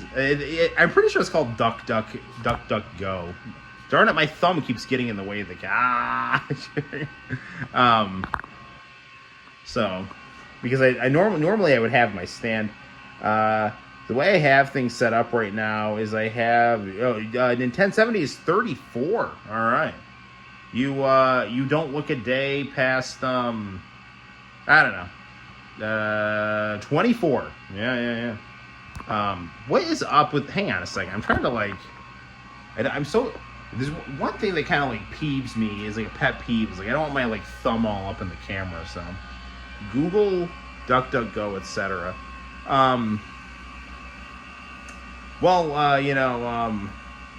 Nintendo 70. It's like I saw it. I checked out your YouTube channel. It had some videos on it, and yeah, you definitely look young for your age. So right on. Although, I mean, I'm sure you do still look young for your age, but those videos are probably, a while back too. So John is also 34. Well, look at all these 34-year-olds here hanging and banging on the Noel ComiX YouTube channel. Cheers, people. We got my Batman cup that is like, unfortunately, been put in the dishwasher. Me and my wife always have these like, they're not even fights. They're just like, listen, dishwashers suck. Like, there's my dishwasher right there. I have never, you have to wash dishes before you put them in the dishwasher, okay? And then everyone's like, well, then what's the point of the dishwasher? I'm like, I don't know. But if you want your dishes clean, you basically have to wash them before you put them in the dishwasher, So, anywho, maybe I should, add some more water into this coffee here, because it didn't fill the cup up all the way. Nah, what the hell, let's do that. I was in my early to mid-20s at the time. So you were 24. All right. Da-da-da-da-da. Is the Nintendo 70 channel still up, or is it now just like the Bryant Yard channel, where it's all about the yard? The Bryant Yard. Okay, this is like cooking with Noel here. Where is up with my microwave? Is this not like, why is my mic, oh, screw this shit. All right, my microwave is not plugged in for some reason. I wonder if it's like someone made popcorn. Anyway, whatever. We'll just have the coffee like this. Channel is still up. Before Noel ComiX, I had a channel, I think it was called like Kyo Geo or something. I don't know, man. I didn't like, I wanted to focus more on, my artwork and stuff. So I deleted the channel and started the Noel ComiX YouTube channel. But now it's like, every so often there's like an old video that it's like, oh man, I wish I still had that up, because at the time I deleted it, it's like, oh, these videos all suck. Let me just start over, But, now it's kind of like I kind of want to revisit some stuff. I mean, there wasn't like a lot of stuff on that channel. Like, this channel is like way better, but still, I had a review for this like Korean anime called Defenders of Space, and I redid the review on the new channel, and I think the new review I did is it's better. But I still would like to have the old review. So, for example, that video of me talking about whether or not Poison is a girl or a guy, that was on the old channel. And I'm pretty sure there was a Final Fantasy 13 review I did on that channel, and I can't find it. I can't find that on any computers or anything. So, whatever. But, I mean, there are some videos from that old channel that are on the Noel ComiX YouTube channel. I usually, will put, a little, intro, because I'm like, hey, this is an old video. Did I check out Sailor Moon Cosmos? I have not. No, that's not totally true. I think I've seen a couple episodes. Wait, is that the new Sailor Stars? Because I saw some of the new Sailor Moon anime, and it was really cool. I like it, but I like the older animation style a bit better. Just because I like I don't know, I find hand-drawn anime a little warmer, so. Oh, it's the movie on Netflix. I gotta check that out. Okay, so here is, maybe I should put the camera up a little bit here. There we go. Okay. It's Noel's videos. I'm gonna click on this folder here. All right, and now we have a whole bunch of like random videos. Let's start off with Street Fighter 2. Ooh, yeah, let's do Street Fighter 2V here.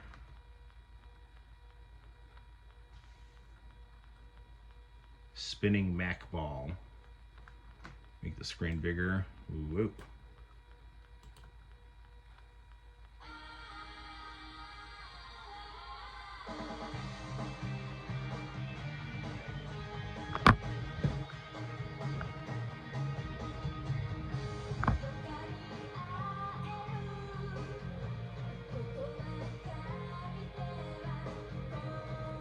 Man, I love Street Fighter 2V.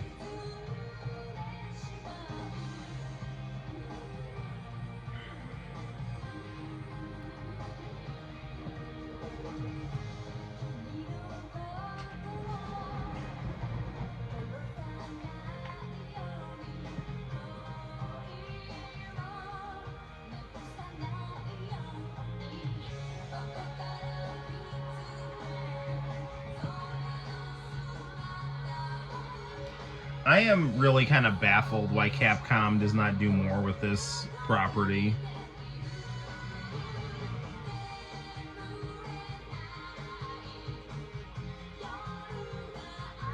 The prequel to the Street Fighter animated movie.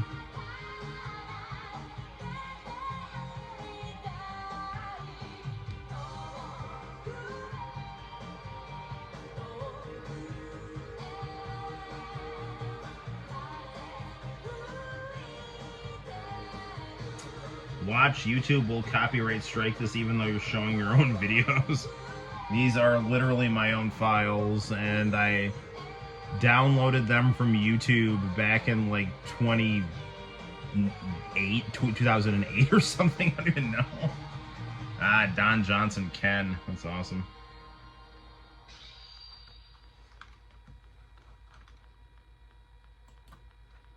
Alright, what do we want next? We can have like the Sayuki opening. This is a good one. This is a great song.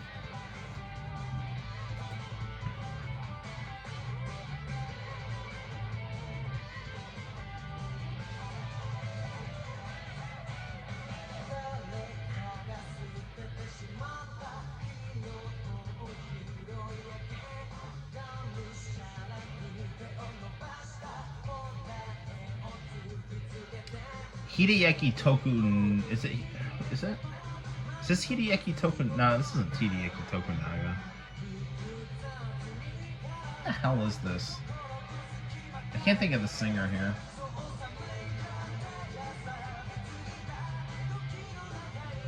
But I have this performance on Hey Hey Hey Music Champ, and I think I actually have this performance on my YouTube channel.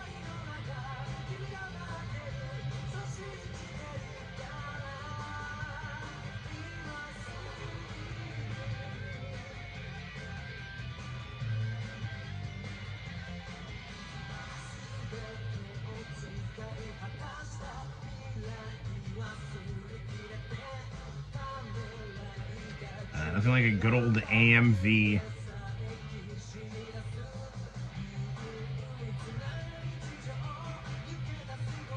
I have 4 volumes of this. I should probably read it. Maybe that's what I'll do over the weekend. I'll read my Sayuki manga from the early 2000s.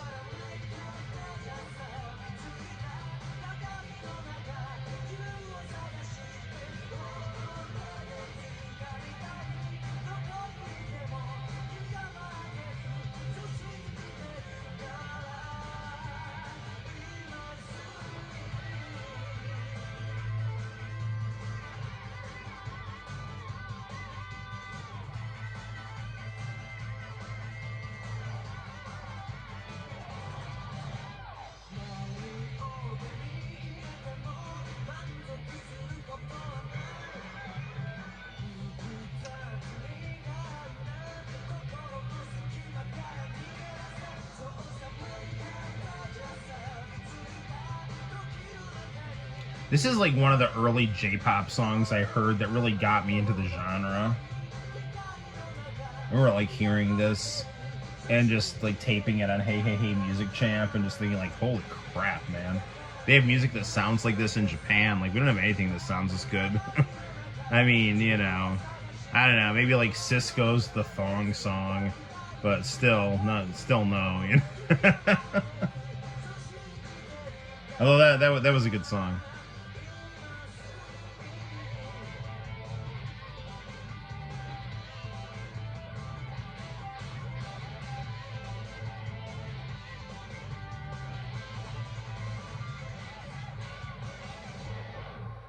All right. Yu Hinori, thank you so much.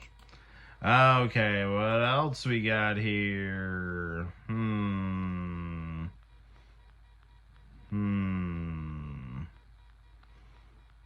got some TM Revolution.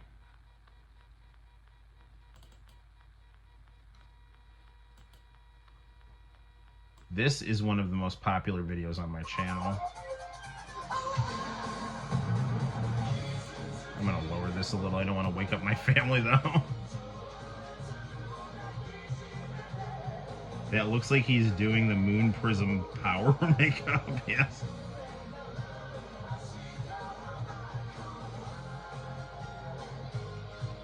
What did like the Sailor Stars have? Like moon uterus power? Like what? The hell are you talking about? You know, one of that like boy band that like turned into girls Sailor Scouts or whatever, you know, I can't remember. I think one of their moves was like super uterus attack. Uterus power go. Oh man.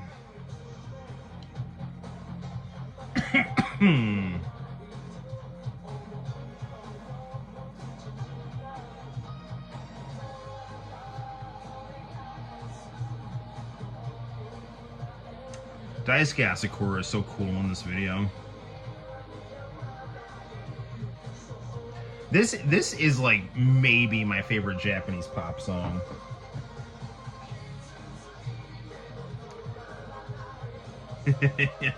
That was just innuendo there. That's one hell of an attack. Star Gentle Uterus. Okay, that's what it is. Thank you, Nintendo 70. For helping us remember the Star Gentle Uterus and all its wonder.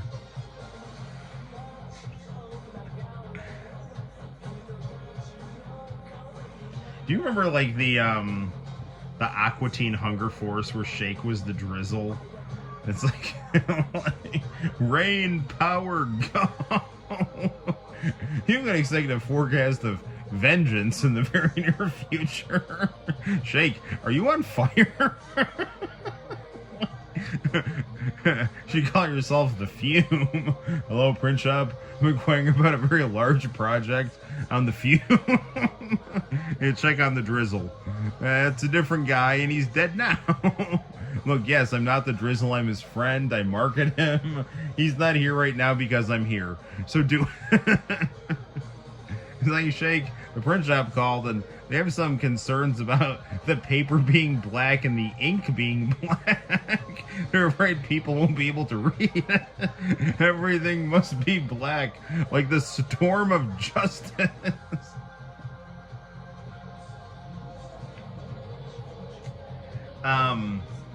Sailor Stars, I love the opening theme song to that.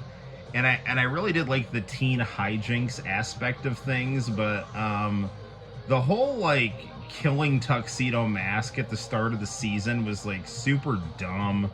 And I don't know, like they did that weird thing where they had like Sailor Uranus and Neptune like turn bad and then like try to attack. It's like that, like they tried to like turn bad to like, but then like they tried to attack the I can't even remember her name, whatever the bad guy was in Sailor Stars.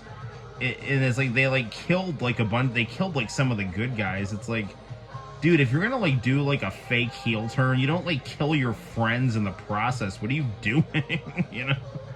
I don't know. I thought Sailor Stars was like cool but kind of weird.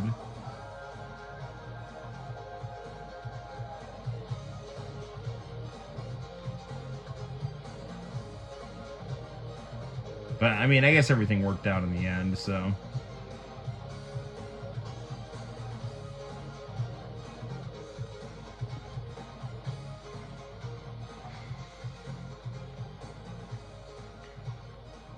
Uterus power, go forth. You know?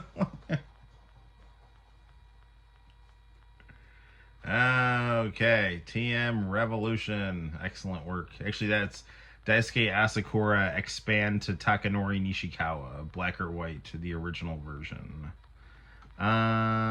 This is a good commercial here. Let's check this out here. Brought to you by, this is the commercial break for Street Fighter 2V.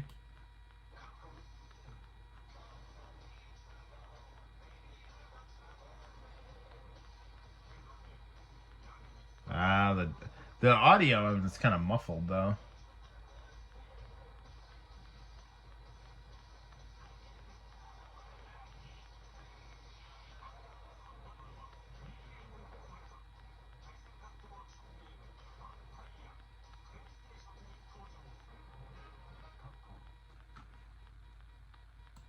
Good times. Okay.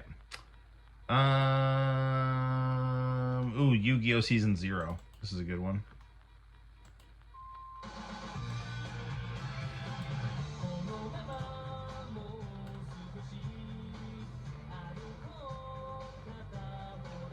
Uranus and Neptune killed Saturn and Pluto, removing the star seeds.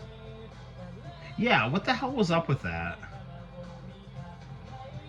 Like, why would you kill them? You know, just go.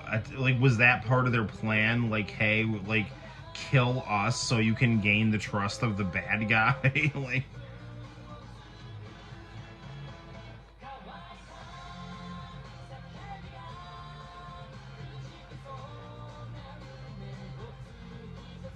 This is like straight up my favorite Yu-Gi-Oh opening, and like no one's even seen it because it's like the Toei animated one. Although Shuffle is a great opening though.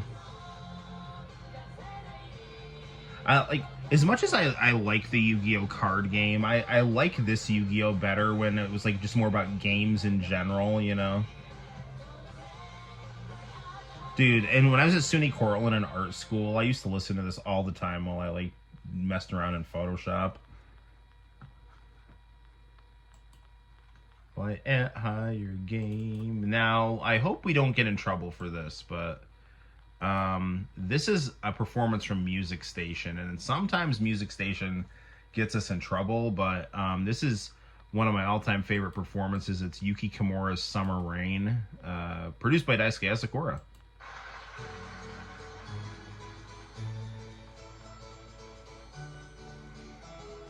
I think I only really know this opening thanks to Yu-Gi-Oh! Abridged. It was like Star Wars Episode 3 when Anakin Walker...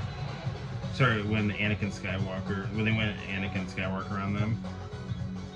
No, John has a question. I want to lower this. I don't want to wake up my family here. This is such a good song. You know, I never saw Star Wars 3. I only saw...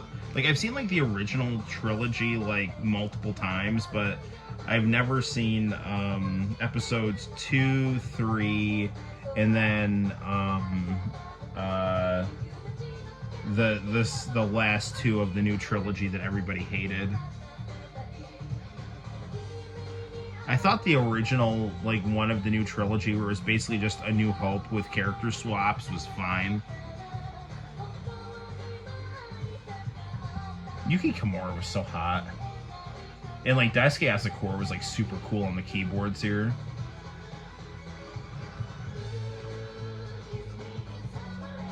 Like, and Daisuke's like backup vocals on the song are also awesome.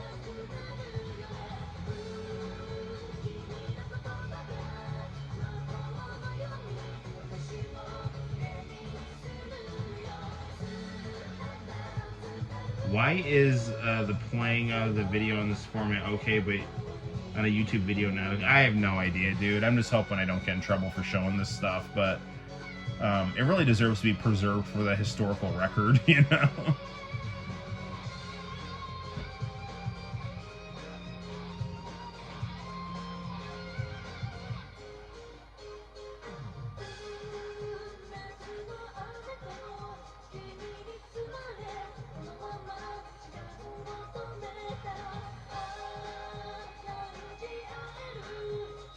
You can see the NES Samurai Pizza Cats cartridge sticking out of my Famicom with like the pin converter.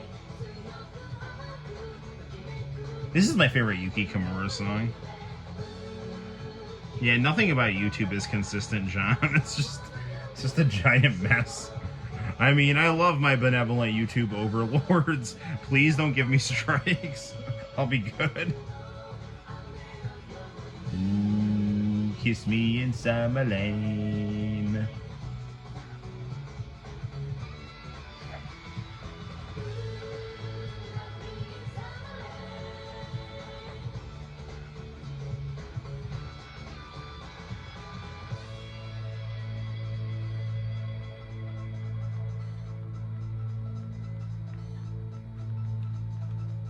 All right. Good times.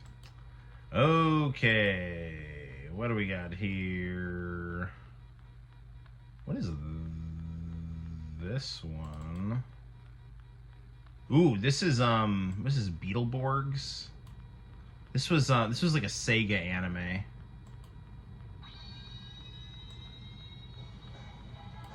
Guy Gillionaire did a really good intro movie about video about this one.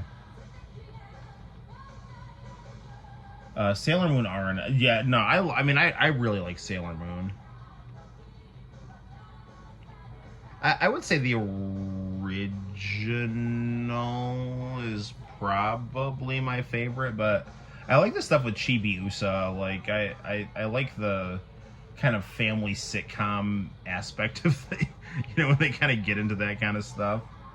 Tuxedo Mirage is like one of my favorite anime songs too. That's a great song. I wish I had like known that song when I got married. I would have tried to work it into the ceremony, you know?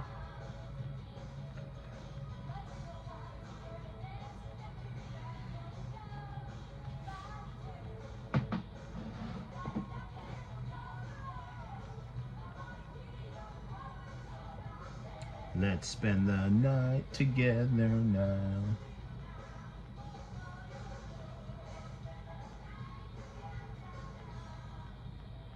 All right.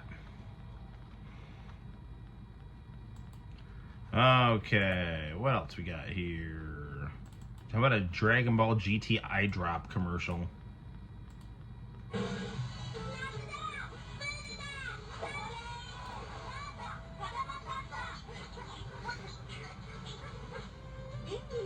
Yes, Beetleborgs, yes.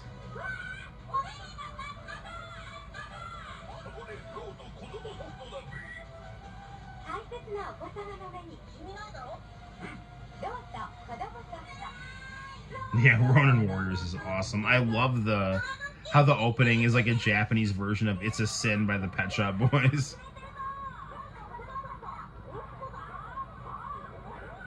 It's my favorite. It's my favorite Dragon Ball. With like growing up Gohan.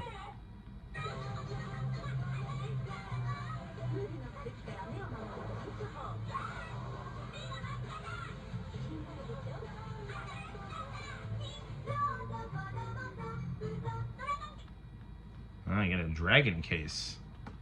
I would totally buy Dragon Ball GT eye drops. That actually makes me want to watch Dragon Ball Daima right now. I gotta watch that tomorrow. Speaking of Beetleborgs, let's watch some Zillion, another Sega anime.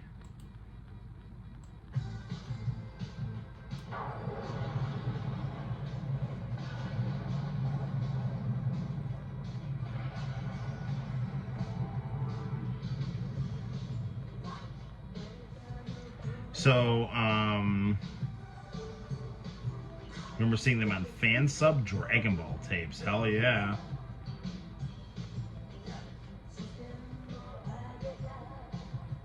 Um, I have VHS tapes of Zillion, and actually, if you I don't know if this is like you probably guys know this, but if you watch the Michael Jackson video Scream with Janet Jackson, there's like clips of Zillion playing in the background. Yeah, I don't know. Michael Jackson, he was buddies with Sega. It sucks that those like child abuse allegations got him off of Sonic 3, you know.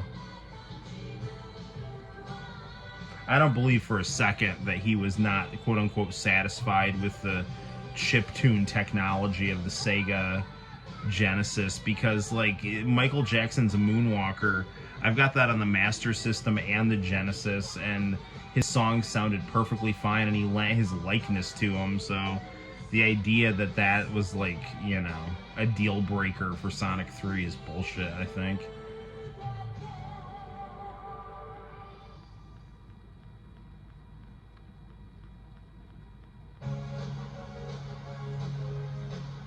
I really like this closing theme, and Rock Candy sounds lot like the Pretenders, don't get me wrong, but even better.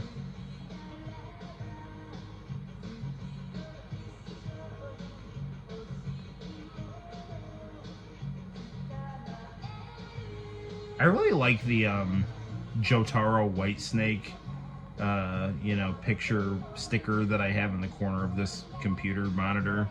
I don't know. It just really works for me. That's like, even though like Jotaro's like gets like beat up in that scene, that's like one of my favorite panels in like manga.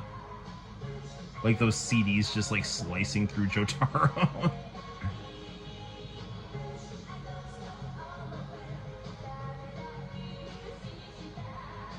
Stone Ocean, yeah, Stone Ocean had a really disappointing ending. I mean, I don't like hate it, but I really wish like Giorno came in and helped, you know, because that would have been like really good, because, you know, he's Dio's son, and he would have been like putting, you know, Pucci in his place, who like wanted to be like Dio's successor, you know. The other thing that was like really dumb was I don't know. They like waited so long for Jotaro to get out of that coma, and I don't know. And then just like everybody died. Like, I mean, like I get it. Like they all kind of like come back or whatever, but like, I mean, like, come on, dude. And like the anime of Stone Ocean, like, again, it wasn't bad. I like it and everything, but like I did not like Distant Dreamer as the closing credits. I thought that was such a dull song. I mean, it was fine, but like compared to how good the closing credits were in every other JoJo, that was just such a mid song to pick. Like anything would have been better than that. I mean, you could add Butterfly by Crazy Town. That would have been perfect, because Jolene had the butterfly, and like the girl in that video looked kind of like Jolene. You could have had I Only Like It When It Rains by Garbage. You know, that's like kind of like a girl rock band, and there's like a lot of theming about like rain with like Weather Report and stuff. I mean, you could, there's just, I don't know, they could have done It's My Life by Gwen Stefani. I mean, there was just a bunch of stuff. I love this song right here.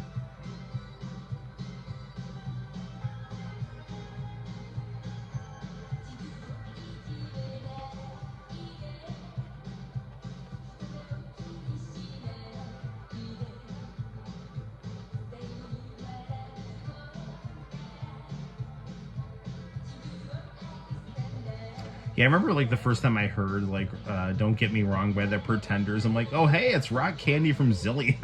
And it's the same thing with like "It's a Sin" by the Pet Shop Boys. I recognized the Ronin Warriors theme before that. So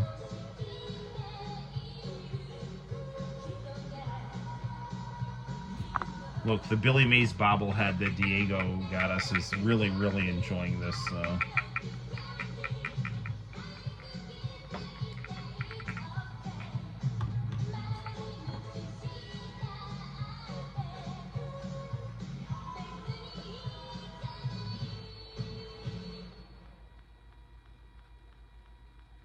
Good work. All right. Well, so far the copyright gods have been kind to us, so let's keep it going. What do we got here? Ooh, Cindy Crawford. This is great. This is Cindy Crawford and Bruce Willis in Japanese commercials.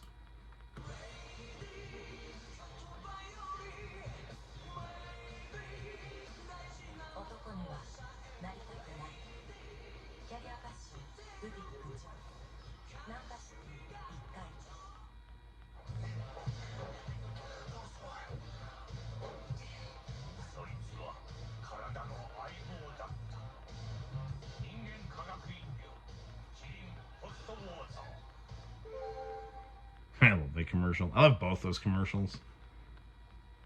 Alright. What do we got here? This is Cooking Papa. I do like that a lot, but let's... I think these are like TM Network alcohol commercials here. No, they're Duran Duran.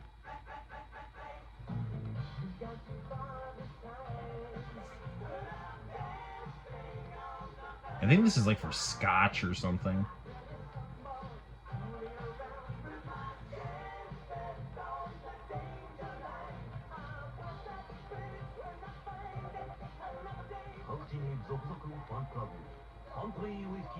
Oh, it's whiskey. Alright, good time. What do we got here? Julia Mazda. That's a really good song, but it's just a still image. What's this? Oh, I think this is the ending credits to Dragon Quest. I love this. I love this song.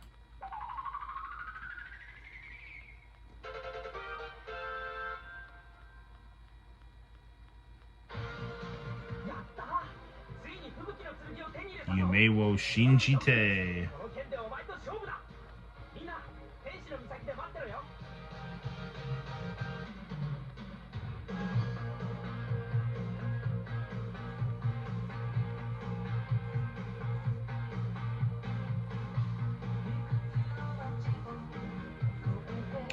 So I did a bunch of X-Men artwork and like put it over Back to You. I should do a bunch of like Dragon Ball AF artwork and put it over this, you know, put it on my channel. That'd be cool. I love this song. I love this credit. This makes me want to like pop in a Dragon Quest game and play it right now. But it's like almost 1 o'clock in the morning, so that's not gonna happen.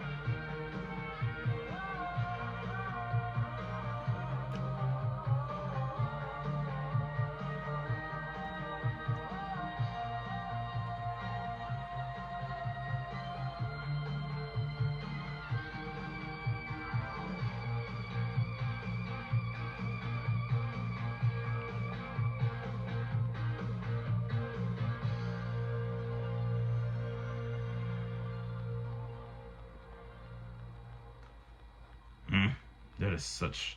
I love it when those like synthesizer songs have those like kind of warm fuzzies at the end. I love that song so much. Okay, this is the... Oh, this is like a serious affair. This was a Fuji TV show I used to watch on an international channel. This is the closing credits of the last episode.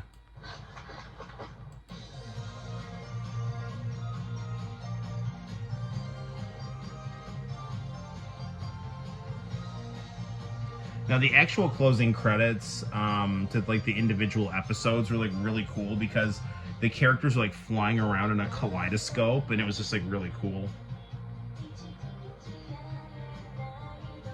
Can you guys hear the music okay? I'm trying to lower it a little bit because I don't want to wake up my family.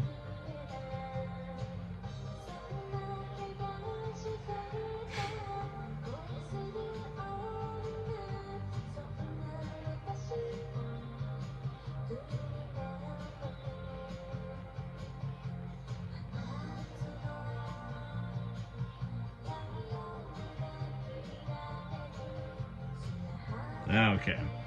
So it's coming through like nice and clear.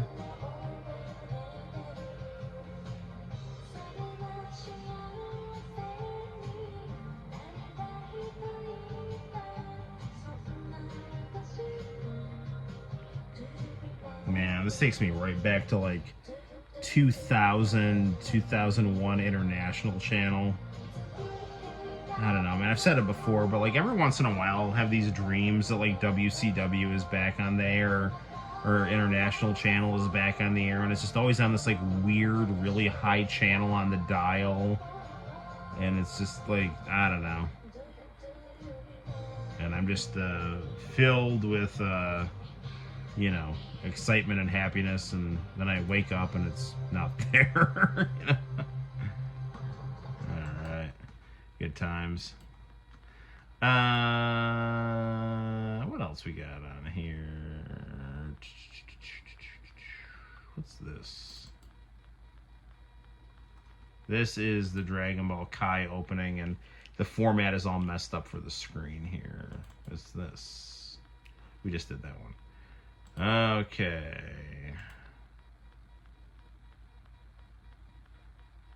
What's this? What is up? Why do I keep clicking the same thing over and over again?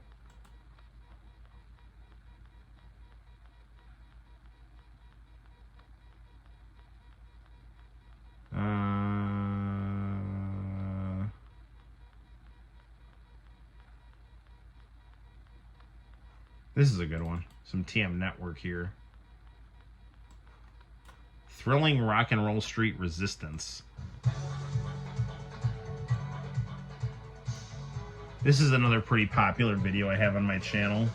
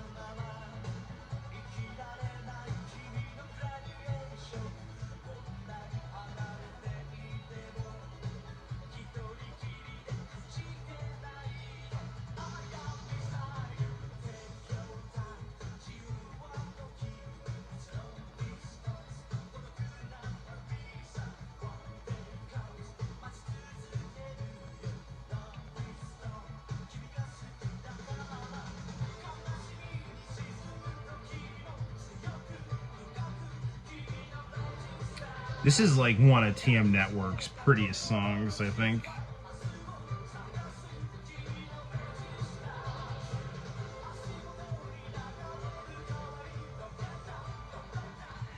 Like it was like the longest time before there was a full version uploaded on YouTube. In fact, like instead of like listening to a full version, I would like either watch this video, or there was a guy who did a karaoke performance, like just someone, he just taped himself in the booth, and I thought he did a really good job. So I just like, let's listen to that.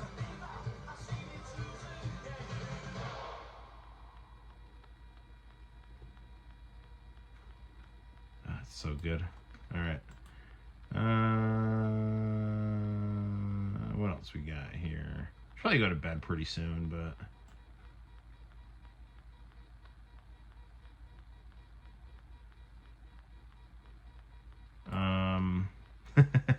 We could listen to R. Kelly's Ignition. I mean, like, I don't care what anyone says. That's the best song of the early 2000s. Ooh, well, why don't we we'll watch the opening to Good Morning Miss Bliss. It's Saved by the Bell before the kids turned into jerks. It was closing credits.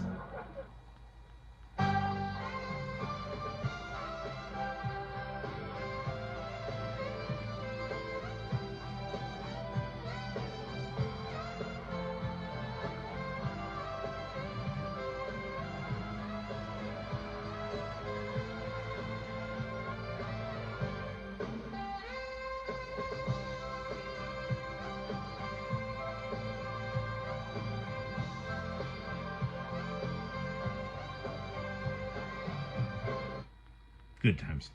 You know, I can't believe like Good Morning Miss Bliss was like Brandon Tartikoff trying to do a show to like pay tribute to his like favorite teacher, and then like he retooled the show without the teacher. Like, what a fuck you. Like, all right, here we go.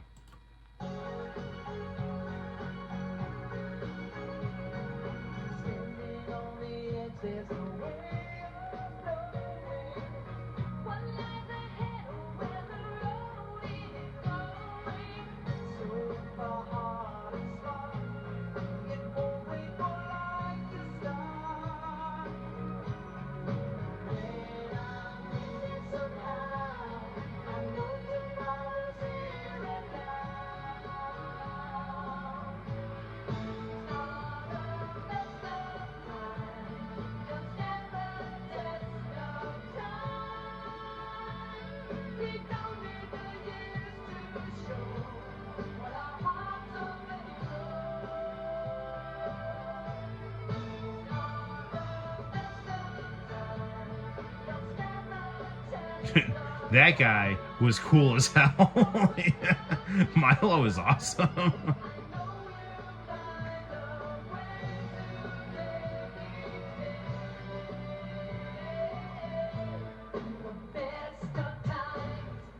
Yeah, I prefer that opening a lot more than the Saved by the Bell opening. Yeah. I mean, Saved by the Bell was fine until they got into like high school and then they turned into dicks. But like, um, really more like like once they got to be like upperclassmen, they like turned kind of mean. Um, ooh, I have the opening to Martin on here.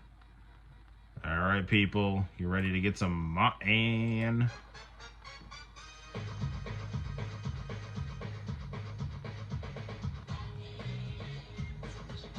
All right, and 1070, thank you for stopping by, man. I appreciate your friendship and your viewership and all you bring to the streams, brother. Get some sleep, and hopefully see you soon, man.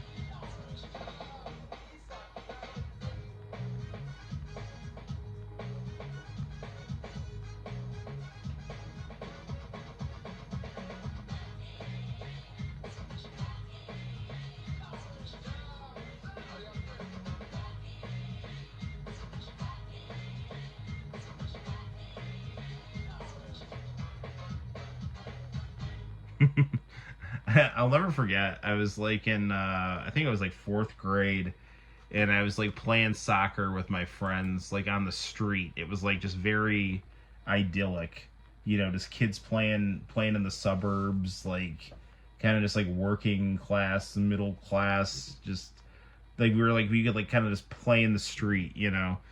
And there was this like one kid, and I just remember like we were all just playing, and then his sister would like stick her head out the front porch door and like, Jesse, Martin's on. And everyone's like, whoa, Martin's on. You better get one watch Martin. Yeah, like Martin's on. All right, there, but you know, enough playtime here. We're going inside and watching Martin here. Alrighty, Macross.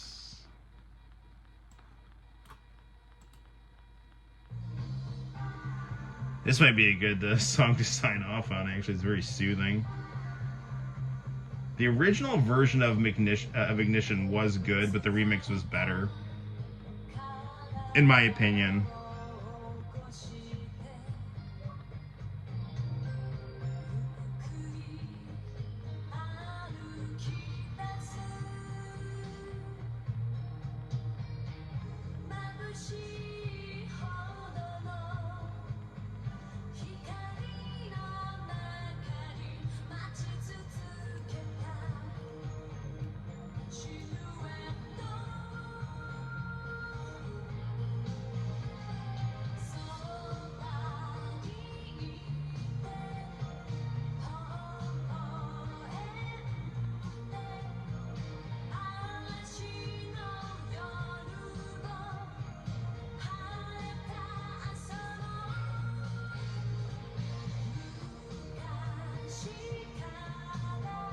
I really liked it better when anime drew like full-figured girls, you know? Like, the girls were curvier, the men were more muscular, you know? Like, I mean, like, the newer stuff where people are kind of scrawnier is, like, it's okay, but I like that, you know? Like that more kind of, like, this, the more city hunter proportions, you know? Man, that is a really nice, relaxing song. I love Lonely Baby. Let's, well, no, that's not the, ooh, this is a good one. But, like, I love Lonely Baby. That's just, like, a picture of the CD cover. Let's listen to the Kinnikuman opening 4 here. This is a great one here.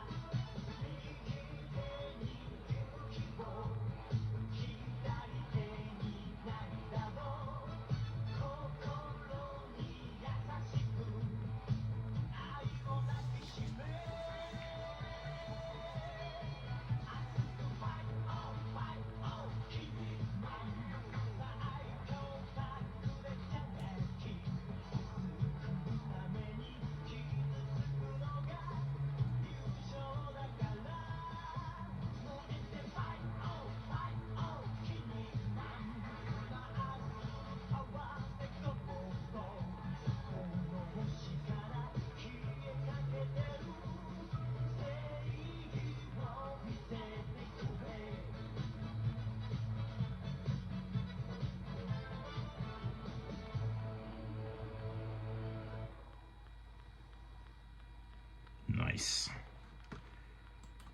I really do need to get to bed soon, but I don't know. I'm just having a lot of fun watching these here.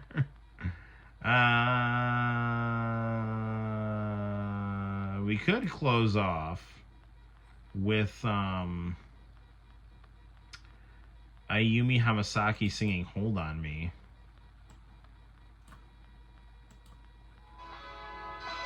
No, this is the music video. Hang on a second.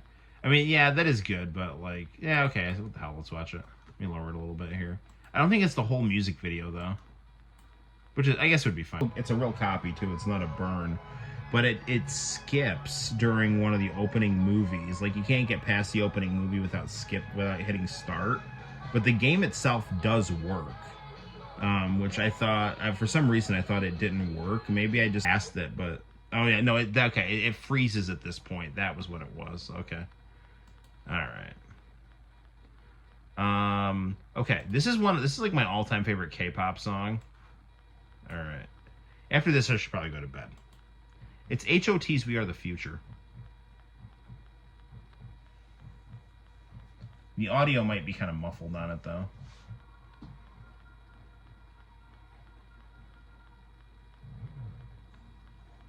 Yeah, the audio is too low. It's not coming through this. I've got the Mac going through these, like, really big speakers. I might need to get some different computer speakers for the Mac, because, like, a lot of the time, like, it sounds really good, but some of these, like, mono songs, it's not coming through that well. What should we close off on?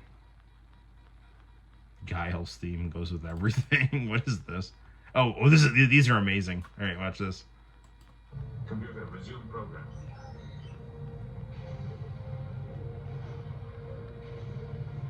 Yeah, We Are the Future's awesome. Hello. How have you met? Captain Jean-Luc Picard. Oh, James has told me all about you. Regina. Countess Bartholomew. Do sit down. May I offer you some tea, Captain? Thank you, no. I've come here to prevail on your intelligence and your insight. But not apparently my humility.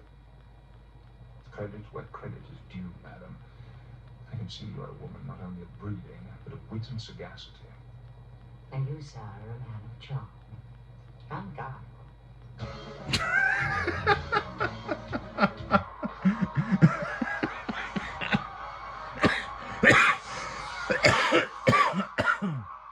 Oh my god, I love this so much. Alright, very good, very good. Warp waking up screaming in the middle of the night. Was that like supposed to be Warp's dream or something? Okay, very good, very good. I don't want to wake up my family, but like I love that one so much. All right, anyway, maybe I should do like the Gundam Wing opening. That's such a good one. Although I want Sunrise up my ass, but like, yeah, what the hell.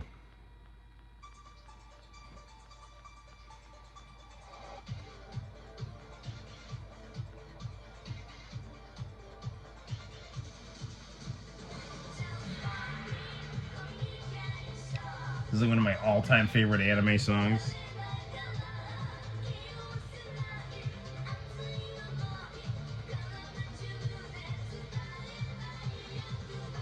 I mean, I would say like Hero is probably my favorite character, but I don't know. I really like Catra. Like, I think Catra's Gundam is probably my favorite. I love that it had like those giant scimitars. Like, I thought that was just like really cool.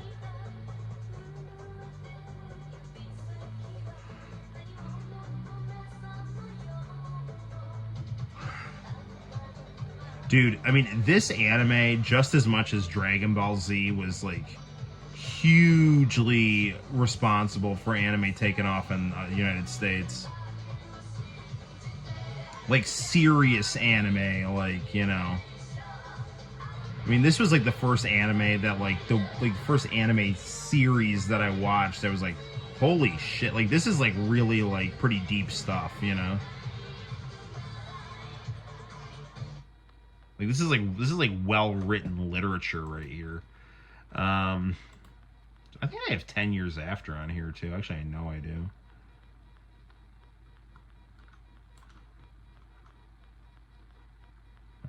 Whoa, War Tonight. That's a great song. Oh, you want to see some Kara? This one will come through.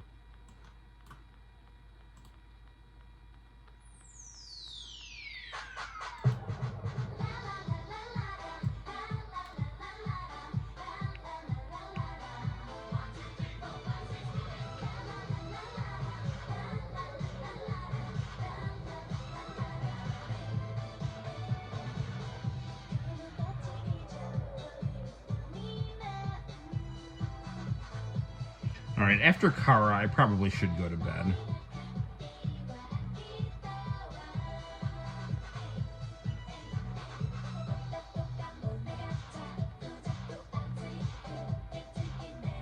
Kara used to be on Music Station quite a bit. So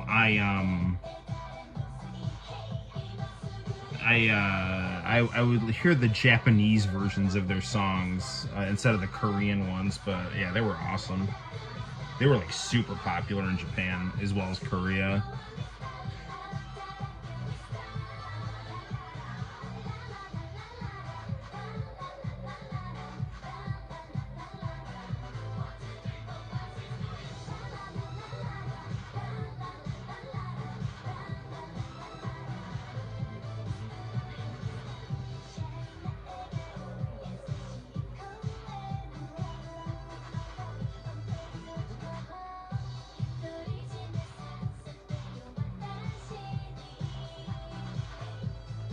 Yes, this is the generation of K-pop that I like. To me, like this is the K-pop that like I remember watching after the international channel went down. Like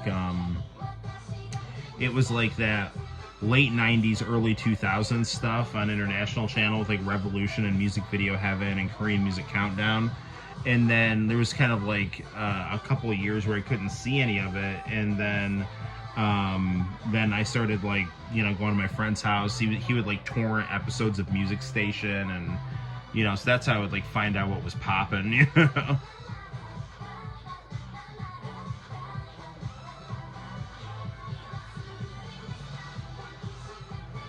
Man, I have a really good Big Bang 21 video on here. I should probably watch. Okay, after this, we're gonna watch Big Bang in 21, and then I'm going to bed because it's like almost 1:30 Eastern Standard Time. So.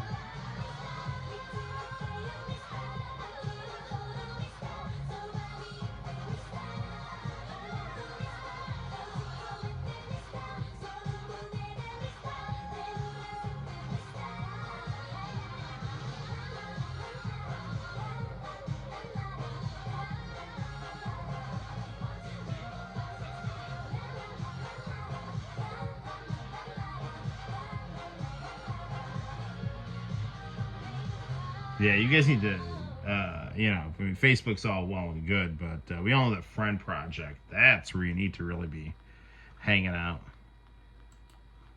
And Space Hay is, like, good, but it's, I don't know, like, it's sometimes it's kind of hard to see what other people are up to on there. Like, I don't have any, like, I don't know anybody on there. All right, okay, okay, we're gonna watch this, and then we're signing off for tonight. All right, here we go.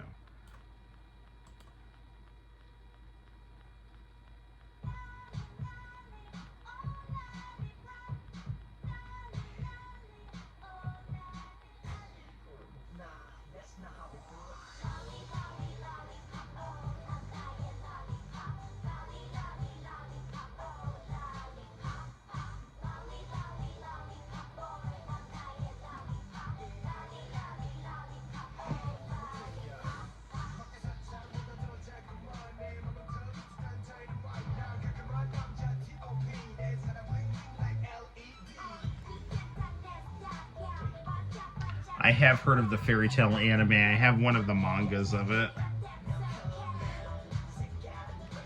I'm pretty sure this song was done to advertise a phone called the Lollipop.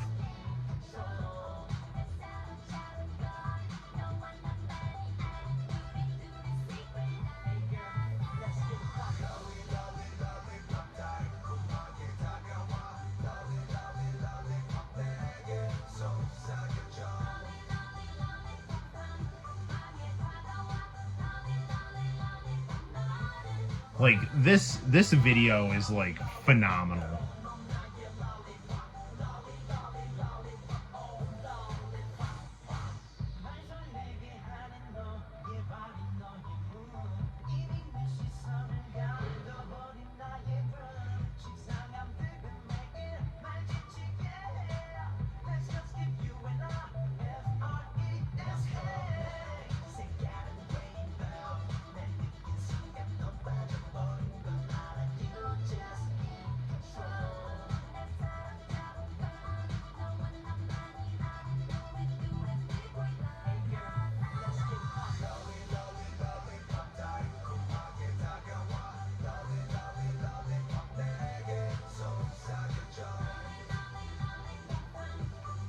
I mean, like, literally, like, everything about, like, this video and the song are just, like, 10 out of 10 for me, you know?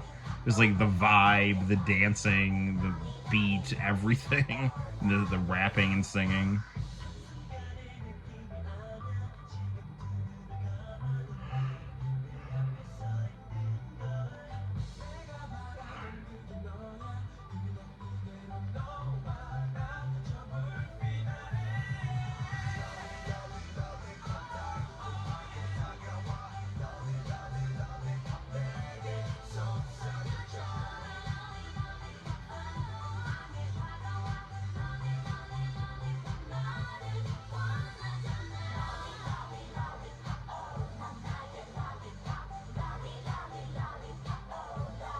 Nice. My Tiger's favorite character is Happy in Fairy Tale. Very nice.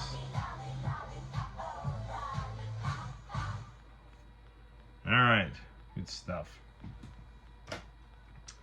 Okay, well, I think, as tempted as I am to, like, you know, keep it going, I forgot what's gonna happen. All right. Yeah, I think we should probably wrap it up. So like, again, this is like my setup until I can get a a new phone holder stand thingamabob. So, all right. So, anywho, I was just checking the chat on the stream. So, thank you all for tuning in and sticking with things. Those of you who will watch in the future, thank you for watching in the future. Hopefully, nobody got too offended at my opening political rant, which is probably, I don't know. It's always a fine line between chatting about political content and trying to be have honest analysis, while at the same time trying to be sensitive to other people's different perspectives. So hopefully I was able to at least give one point of view, while being aware and respectful of other points of view that may not necessarily be mine. Just whatever you do, do your best to be ethical in your actions. Understanding that your will is not the center of the universe, but there's truth beyond your will, and just keep in mind, just have Jesus in mind in terms of your your political attitudes and actions going forward. And obviously in the United States, it's a very hard thing to do because, and just anywhere in the world, it's a hard thing to do because, politics is such a cynical power game. And I think a lot of good people don't want to even get involved in politics because it just means compromising yourself and things like that. So usually a lot of the people that want to get involved in politics are just people that, want, power and attention and, things like that. And then maybe they can, do something effective, maybe not, the moral of the story is be nice. Yeah, no, for sure. So I don't know. It's like when I do these streams, it's I have all this stuff on my mind, and it's I want to get this shit off my chest at the start because I'm just mother, I gotta get it out, But then at the same time, I'm oh geez, someone's gonna see this and get pissed off, so. But then to the other hand, it's well, maybe my point of view can lead to maybe some good, but I don't know, whatever. It's out there, do with it what you will. I'll tell you what I'm gonna do right now. I'm gonna pop an earbud in, crawl into bed, but it's probably my Santino's in bed with I was end up sleeping at the foot of my bed like a dog. It's usually it's my son, my daughter, my wife, they're at the top of the bed, and then I'm at the bottom of the bed like Fido. So usually I have an earbud in, and I either listen to soothing soap opera theme songs or Miss Cleo infomercials. That usually lulls me to sleep. So, all right.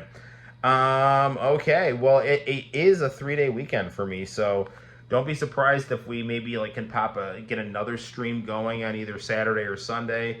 And I know that Santino has been dying to review Tekken 8, so keep a lookout. Santino and I will probably review Tekken 8 tomorrow. And I think I also want to review Double Dragon, the movie, the game, which I beat on the PS3 not that long ago, and I've been thinking I wanted to do a review of that as well. Okay, guys, well, take care, and I will see you in the very near future for more excitement and live streaming on the Noel ComiX YouTube channel. Take care, good night for now, and bye-bye.